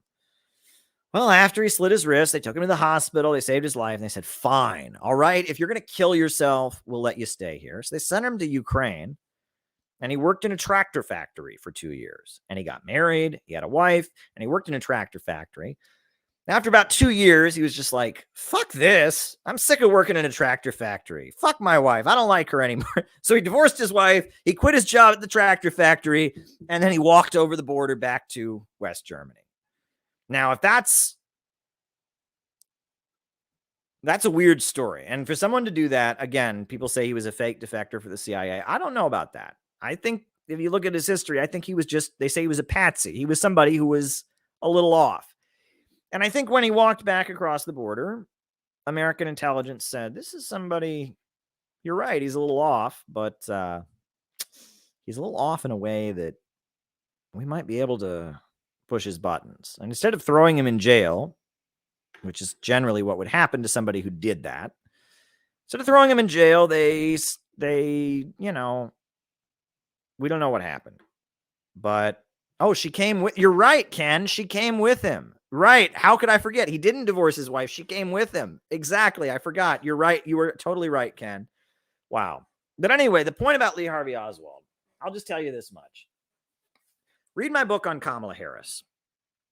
Kamala Harris and the Future of America. I published this book, and this book drives Kamala Harris crazy. Her staff knows about it. I know for a fact they have copies of it. I can't tell you how, but I know for a fact that in Kamala Harris's office, one of her offices, her staff has read this book, okay? And it drives them crazy. And the reason this book drives them crazy is in this book, I point out that Kamala Harris is a lot like Lee Harvey Oswald. She's a crazy person. She's somebody who is not well, and they know how to push her buttons. That's basically what Lee Harvey Oswald was, in my view. He was a crazy person, and they knew how to push his buttons. Lee Harvey Oswald was a crazy person. And they, he was somebody who was off. He joined, when you join the army, back then and even now, they do all kinds of psychological tests on you and all of that. He was in the army, walked over to the Soviet Union, walked back. He was a crazy person, and they knew how to push his buttons. And you look at those clips of him, his local TV interviews. Yes, I am not a communist. I am a Marxist. I believe in Marxism. For example, the British National Healthcare. He's off. He's not well. He's not well. And there are, and I believe many people have said, he actually said, I believe, I'm a patsy at one point. He's quoted as saying, I'm a patsy, meaning that he had some understanding that he was being used. Right? That there were bigger forces involved that wanted Kennedy dead. And he was the crazy guy they got to pull the trigger. And a lot of people think it wasn't even his bullets that killed Kennedy. There's the whole thing with the parade route not being the same. And there's a lot of questions people have. But regardless, Lee Harvey Oswald was somebody who American intelligence was watching. And they were watching him, and they were using him for some kind of operation. So that kind of points to the fact that something was going on. And, he said on live TV, I'm a patsy. Yeah, something was going on. And, something was going on there. And, he was a crazy person, and they knew how to push his buttons, and they knew how to predict his behavior, and they knew how to put him in certain places and get him to do certain things. That's true. The question is, for whom? For whom? Right? And who was controlling him and what was going on. But there you go. Yes, the Marines, not the Army. My apologies. But there you go. I'm doing this all off the top of my head, folks. You have to remember, I had no idea anyone was going to ask me that. So I'm just talking off the top of my head on here. So if I get a little thing like that wrong, we always correct our mistakes. We're not spreading disinformation here, right? You guys corrected it. You're right. It was the Marines. And so we corrected it, right? These things, we don't want to get anything wrong. We want to get everything right. But I'm also doing this off the top of my head. It's the middle of the night. I'm sitting in my apartment wearing a Hawaiian shirt. We were talking about James Bond earlier. After that, we started talking about, what did we talk about? Mao and spaceships or something. And, this is, sometimes when you're sitting in your apartment, you think the Marines are the Army, right? Thank you, Barrett. Barrett Mason says, it's okay. It's okay. Yes, it is, Caleb. It's okay. Well, thank you. Thank you. I appreciate that, Barrett. All right, next question. Will there be an economic depression in 2023? Depends what you mean by that. We are in the middle of a prolonged capitalist economic crisis. Will there be a dramatic downturn in 2023? It's possible. But it's not going to rebound anytime soon. We're going to continue to see lowering living standards, conditions worsening. But will there be some kind of dramatic downturn in 2023? I don't know. A lot of people are predicting that, and those people don't like to be wrong. So, it's possible. It's possible. Excuse me. I hope that didn't deafen anyone, right? Sneezed right into the microphone, but there you go. Why did anarchists go around assassinating leaders of countries 120 years ago? Well, I can answer that question two ways. The first reason is ideologically, they thought that was the right thing to do. It's a theory called propaganda of the deed, which is wrong. It's this idea that the reason there's not a revolt going on is because somebody hasn't gone out and done some act of what they call left adventurism or terrorism. The idea is that by engaging in propaganda of the deed, left adventurism, they will inspire the masses, that there'll be all kinds of people who will hear that, oh my God, the communists or the anarchists just shot somebody. That means that we should revolt, and they will be inspired by it and revolt. Well, it doesn't work that way. It actually tends to have the opposite effect. The government uses that to crack down on all dissidents. The story goes that as they were leading, the guy who shot McKinley to the electric chair, they gave him one last chance. They said, if you will blame Emma Goldman and the anarchist Emma Goldman on this on her, we will spare your life. And he said, well, I shot him by myself. So they executed him. But yeah, they use left adventurism and terrorism to crack down on all leftists, makes average people afraid of leftists and revolutionaries because they don't want to be associated with terrorism and violence. They don't want the government to come after them. It tends to not help revolutionary movements at all. But anarchist theory, there is a certain strand of anarchist thought that argues that what they call propaganda of the deed will lead to some kind of revolt. So that's the main reason. The other thing is, I think there was a current of people who were thinking that way, just on their own. There's a lot of people who have such thoughts. You know, Mikhail Bakunin was somebody who thought this way. However, I think it's very apparent that starting in like the 1840s, there was heavy infiltration of these people by intelligence agencies. Maybe starting even earlier than that. And that the syndicalist current, syndicalism as a movement, was being used as a counter gang, right? These were anarchists who thought that the Social Democrats were all a bunch of sellouts, which a lot of them were. And so they went around beating up and violently attacking Social Democrats. Sorelianism, the history of George Sorel and his current of syndicalism, which lays the basis for fascism. Benito Mussolini credits George Sorel as being one of his greatest influences. Sorelianism and the glorifying violence current, yeah, people thought that, right? That kind of thinking was around, but there were governments that said we can use these people.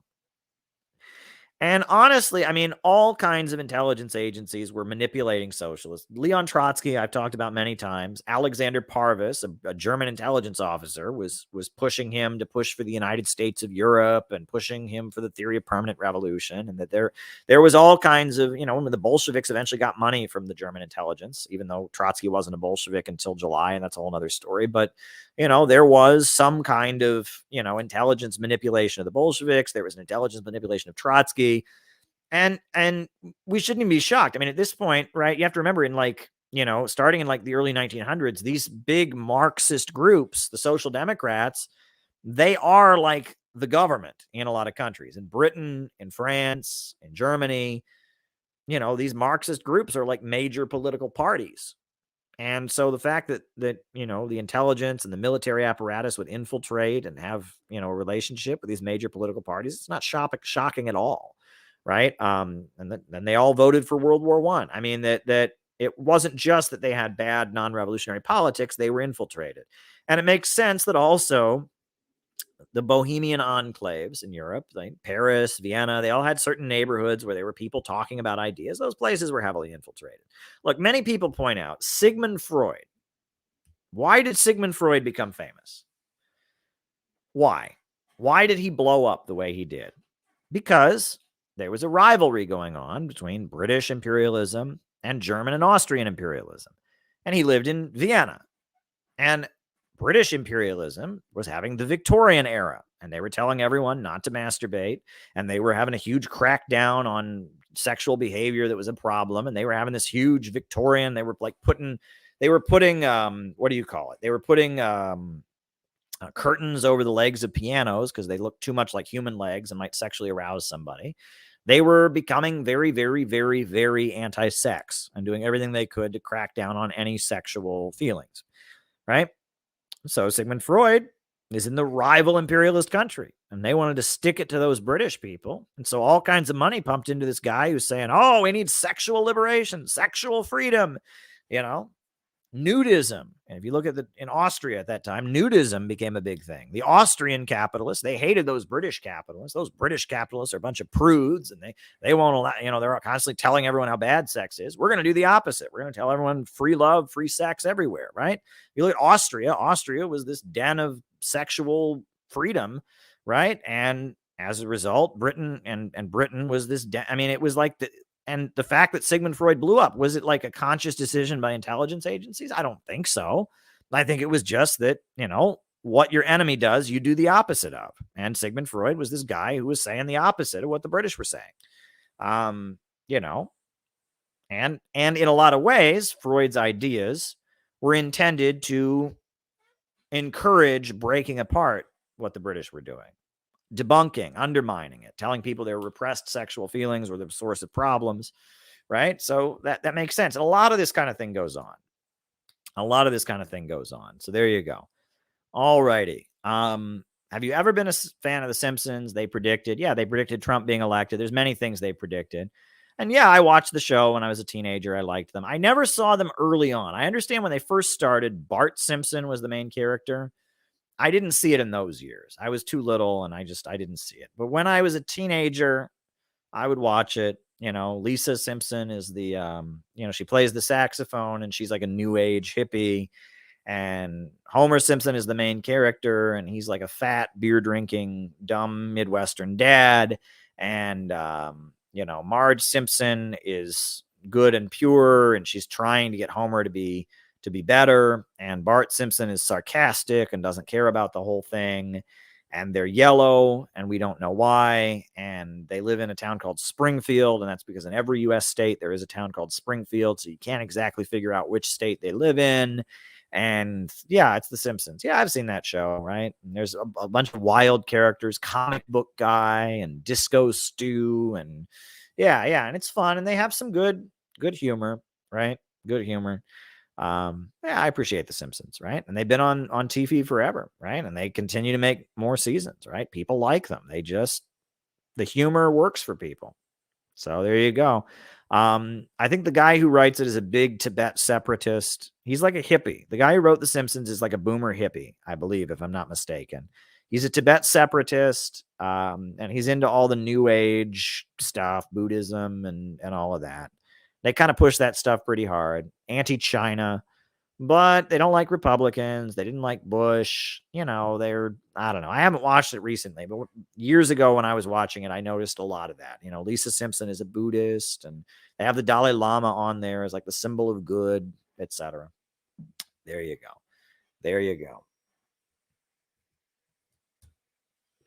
So somebody in the Rockfin says Fidel Castro is famous for long-winded speeches, but was just as you described, a good listener. Yeah, and that's what you read. When people describe their meetings with very impactful, powerful communist leaders, they describe someone who basically, was very, very good at listening and making people feel appreciated and digesting the information that people were giving. And that's why I continue to do the deep listening exercise when I'm training people. The deep listening exercise is really important. And people say it's cult brainwashing. I'm teaching you to listen to other people. If this was a cult, I'd want you to only listen to me. I mean, it's infuriating. But yeah, we do the deep listening exercise. It's a really important exercise. If you're training people to be organizers, you need them to know how to listen to people. It's one of the most essential things. We all want to listen to ourselves all day long, but listening to other people and not just hearing the words they say, but hearing the feelings behind their words. That's really important. It's really important. It's really, really important. The last question I've got here is someone is asking, is it true that the prime minister of Mongolia slapped Stalin in the face? I have no idea. That's an amusing anecdote. What was the context that this allegedly happened? There's a lot of stupid stories about Stalin. There's a lot of quotes that are attributed to Stalin that he didn't actually say. One of them was, the death of one is a tragedy, but the death of millions is just a statistic. Right? Or then Stalin, or the story goes, Winston Churchill said to Stalin, how many people died in the Ukrainian famine? And he put his hands up like this, and that meant 10 million. You can't make this shit up. It's so stupid, right? And they say anything, right? You read these anti-Stalin books you find at Barnes & Noble, and it's so many of these little like anecdotes of like somebody who was there, somebody who saw this happened, and it's just so stupid. And it's just like anything negative about Stalin, they immediately reprint it. And anything that would like show him in a positive light, they dismiss it as propaganda. And it's like Stalin is still wildly popular in Russia. And does it ever occur to these people why that might be? Like, people just blink and it's like millions of people raised from poverty, the Nazis defeated, space travel invented, the whole nation electrified, illiteracy wiped out. I mean, it's like all kinds of people's lives got so much better, because of Stalin. And, it's like, how could anyone like this evil, evil man? It's like, okay, it shows how selective people's interpretation of history is. Meanwhile, right, George Washington, right? I mean, how many Native Americans did he kill? He had slaves, but he's the father of our country. or Winston Churchill, right? Created a famine in India, killed millions of people. They just recently did a study that British colonialism in India is responsible for 100 million deaths. That's a study that was just conducted. British colonialism, if you add up all the famines it forced on India, all the deaths in one country, British colonialism, British imperialism killed 100 million people in one country. Now think about what they did in Africa.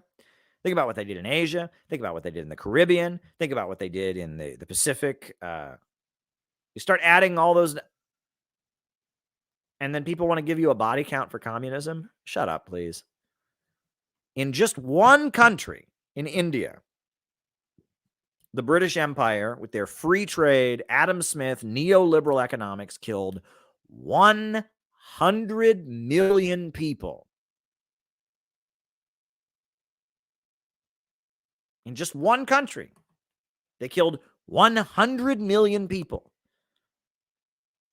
And then they want to tell us, well, the Soviet Union, yeah, sure, they raised all these people out of poverty and wiped out illiteracy, but there was like a famine along the way, even though there were famines before the revolution all the time. But that famine then proves that communism, it's like, you don't know what you're talking about. And I get really tired of it. The Soviet Union had no collectivized agricultural they had no tractors in their farms before the Soviet Union. You're going to tell me the Soviet Union caused famines? No, the Soviet Union cured famines. Before Mao showed up, they didn't have tractors on their farms. They didn't, it's like Mao built China's modern agricultural system. But yeah, it was messy. Wasn't easy. And there were famines all the time before Mao came to power. But one famine under Mao, that proves communism just kills all these people. It's like Mao cured the famines. Stalin cured the famines. It infuriates me. And it's like, I want to shake these people because I hear this everywhere. Right? Mao cures the famines. Stalin cures the famines. But no. Stalin killed millions of people with a famine. It's like, no, Stalin ended the famines. There were famines all the time before Stalin. And Stalin came into power and he electrified agriculture. He brought the tractors and he cured the famines. Yeah, but there was this famine, and that proves that no. It's like, no. You missed the point. Right? Under Mao, there was this famine, and that proves communism doesn't work. Before Mao, there were all kinds of famines.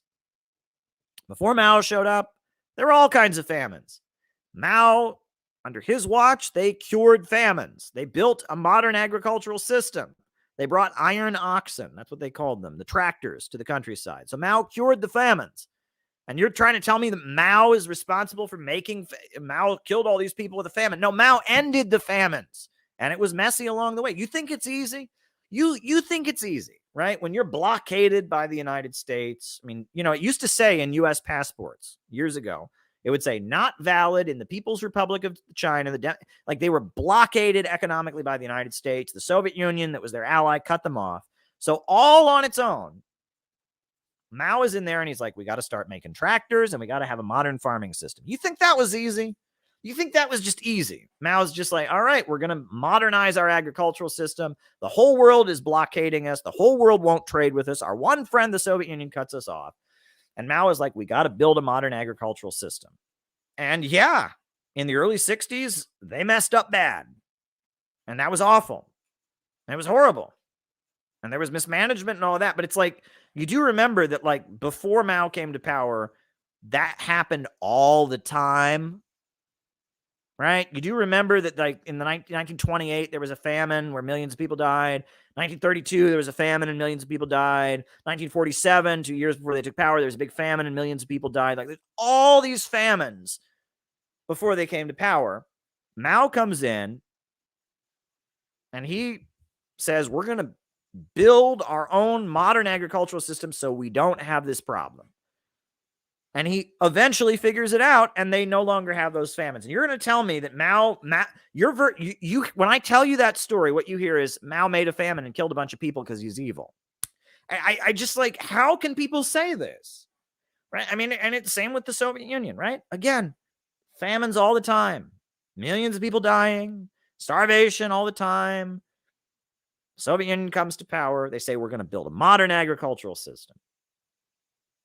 And they make tractors and they electrify the countryside and they build collective farms. And yeah, for a couple of years, it doesn't work too well. But then after that, they never have a famine like that ever again. They build them on, and they finally come along and do what capitalism has never done in the country, and they cure the famines. And you look at that, this government comes in, and yeah, you're right. 1931, 32, 33, they did a shitty job. You can say they mismanaged things and all of that. But before they showed up, these farms didn't have any tractors. And they're the only ones that come in and build the tractors, and they modernize the country. And what you hear, the Soviet Union lifts millions of people out of poverty. It electrifies the whole country. It builds a modern collective farm system so that people can eat. It gets the country to a place where it doesn't have famines all the time. And what you hear is, well, Stalin came to power and he was so evil that then he starved a bunch of people and killed them with a famine. It's like, I'm trying to think of it like an analogy, right? Imagine that your house is on fire. Your house is on fire. Some guy walks in with a fire hose and he puts out the fire. But as he puts out the fire, he's struggling to do it, right? And he's not doing too well, and the fire spreads. And he eventually puts the fire out, but it's a struggle. It's not easy. He's the only firefighter on duty that day. You know. Oh, yeah, I'll mention it again. He's the only firefighter on duty that day. And as he's putting out the fire spreads a little bit bigger before he eventually puts it out. Now tell me, and thank you, Dan, I appreciate it. Tell me, if you listen to that story, how is it a fair version of events to say, see, under his leadership, the fire spread? It's like he's the guy who put the fire out. Stalin put the fire of famines out. But yeah, when he was trying to do it, some things went wrong. But the house was already on fire before he got there.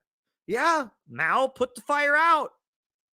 And it was already on fire before Mao got there. And yeah, as Mao was trying to put the fire out, things got out of hand, but he eventually put the fire out. How do you take from that Mao lit the house on fire? Like, it's insane.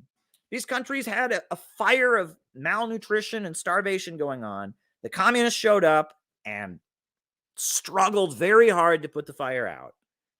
And yeah, there were times as they were putting the fire out, the fire flared up bigger. And the version of events we're all told is the communists lit the house on fire. It is such a lie, such a dirty lie. It infuriates me. And there's no honesty. And if you try to argue with people about it, they go, wow, you believe Stalin? I mean, that's, you know, it's infuriating to me. It's really infuriating to me. Hey, Caleb, I've come in late this chat. Have you mentioned Rage Against the War Machine? I have, and that's great. And, you know, I reached out to Nick Brana. Nick Brana's a friend of mine, you know, said, what can I do to help you with that rally? I'm excited. And yeah, I think it's going to be a great event. I'm really, really glad that Nick Brana and the Libertarian Party, the People's Party and the Libertarian Party are doing it. Jimmy Dore is promoting it. I think that's awesome. And I looked at that. Thank goodness. Thank goodness. And it's a great, important development that's happening. And I think it's really, really great because the danger of a new world war is hanging over our heads and somebody's got to do something about it. I mean, and the fact that Nick Brana and the Libertarians, they're going to do it. Good. Where's the Answer Coalition? You know, Brian Becker is supposed to be this great anti-imperialist. And, you know, there's going to be a big anti-war rally in Washington, D.C., February 19th, called by the Libertarian Party and called by the People's Party. And Nick Brana and Medea Benjamin and some others, good for them. And, you know, I'm really, really glad that they're doing it. And somebody's got to do it. You know, the left has dropped the ball. You know, during the Cold War, if we were this close to a new world war, there would have been protests by the Communist Party and the Socialist Party and the Workers' World Party. There'd be people in DC every weekend saying no new war. But because of the situation that we're in right now, because the left has become completely compromised, wokeism has replaced Marxism, the left has dropped the ball. And so I'm really glad that these people are stepping up. You know, I'm not a libertarian. You know, Nick Brana doesn't agree with me on everything. Medea Benjamin certainly doesn't agree with me on a lot, but they're doing it. Good for them. Good for them. And the fact that they have had to step up and the so-called communist groups have failed, that shows, more importantly, how urgent it is that somebody do something. It needs to be done. It needs to be done, right? And yeah, I think it's great. I think it's tremendous. All right, folks, it's been fun. This was an interesting stream. I came on here in my Hawaiian shirt. A little bit of a change of pace. Last 2 nights, I gave fiery power sermons. And now I'm on here talking about James Bond books in my Hawaiian shirt. But you know what? Hey, we're just going to do this. Every night, if I can, I am going to stream. Because why not? There's nobody I'd rather talk to late on Saturday night than you all. I love you all. We're here for each other. We're here for each other. And we have gotten through so much together. And we're just going to keep going. We're just going to keep going. A new upsurge in the struggle against U.S. imperialism is now emerging throughout the world. Ever since World War II, U.S. imperialism and its followers have been continuously launching wars of aggression.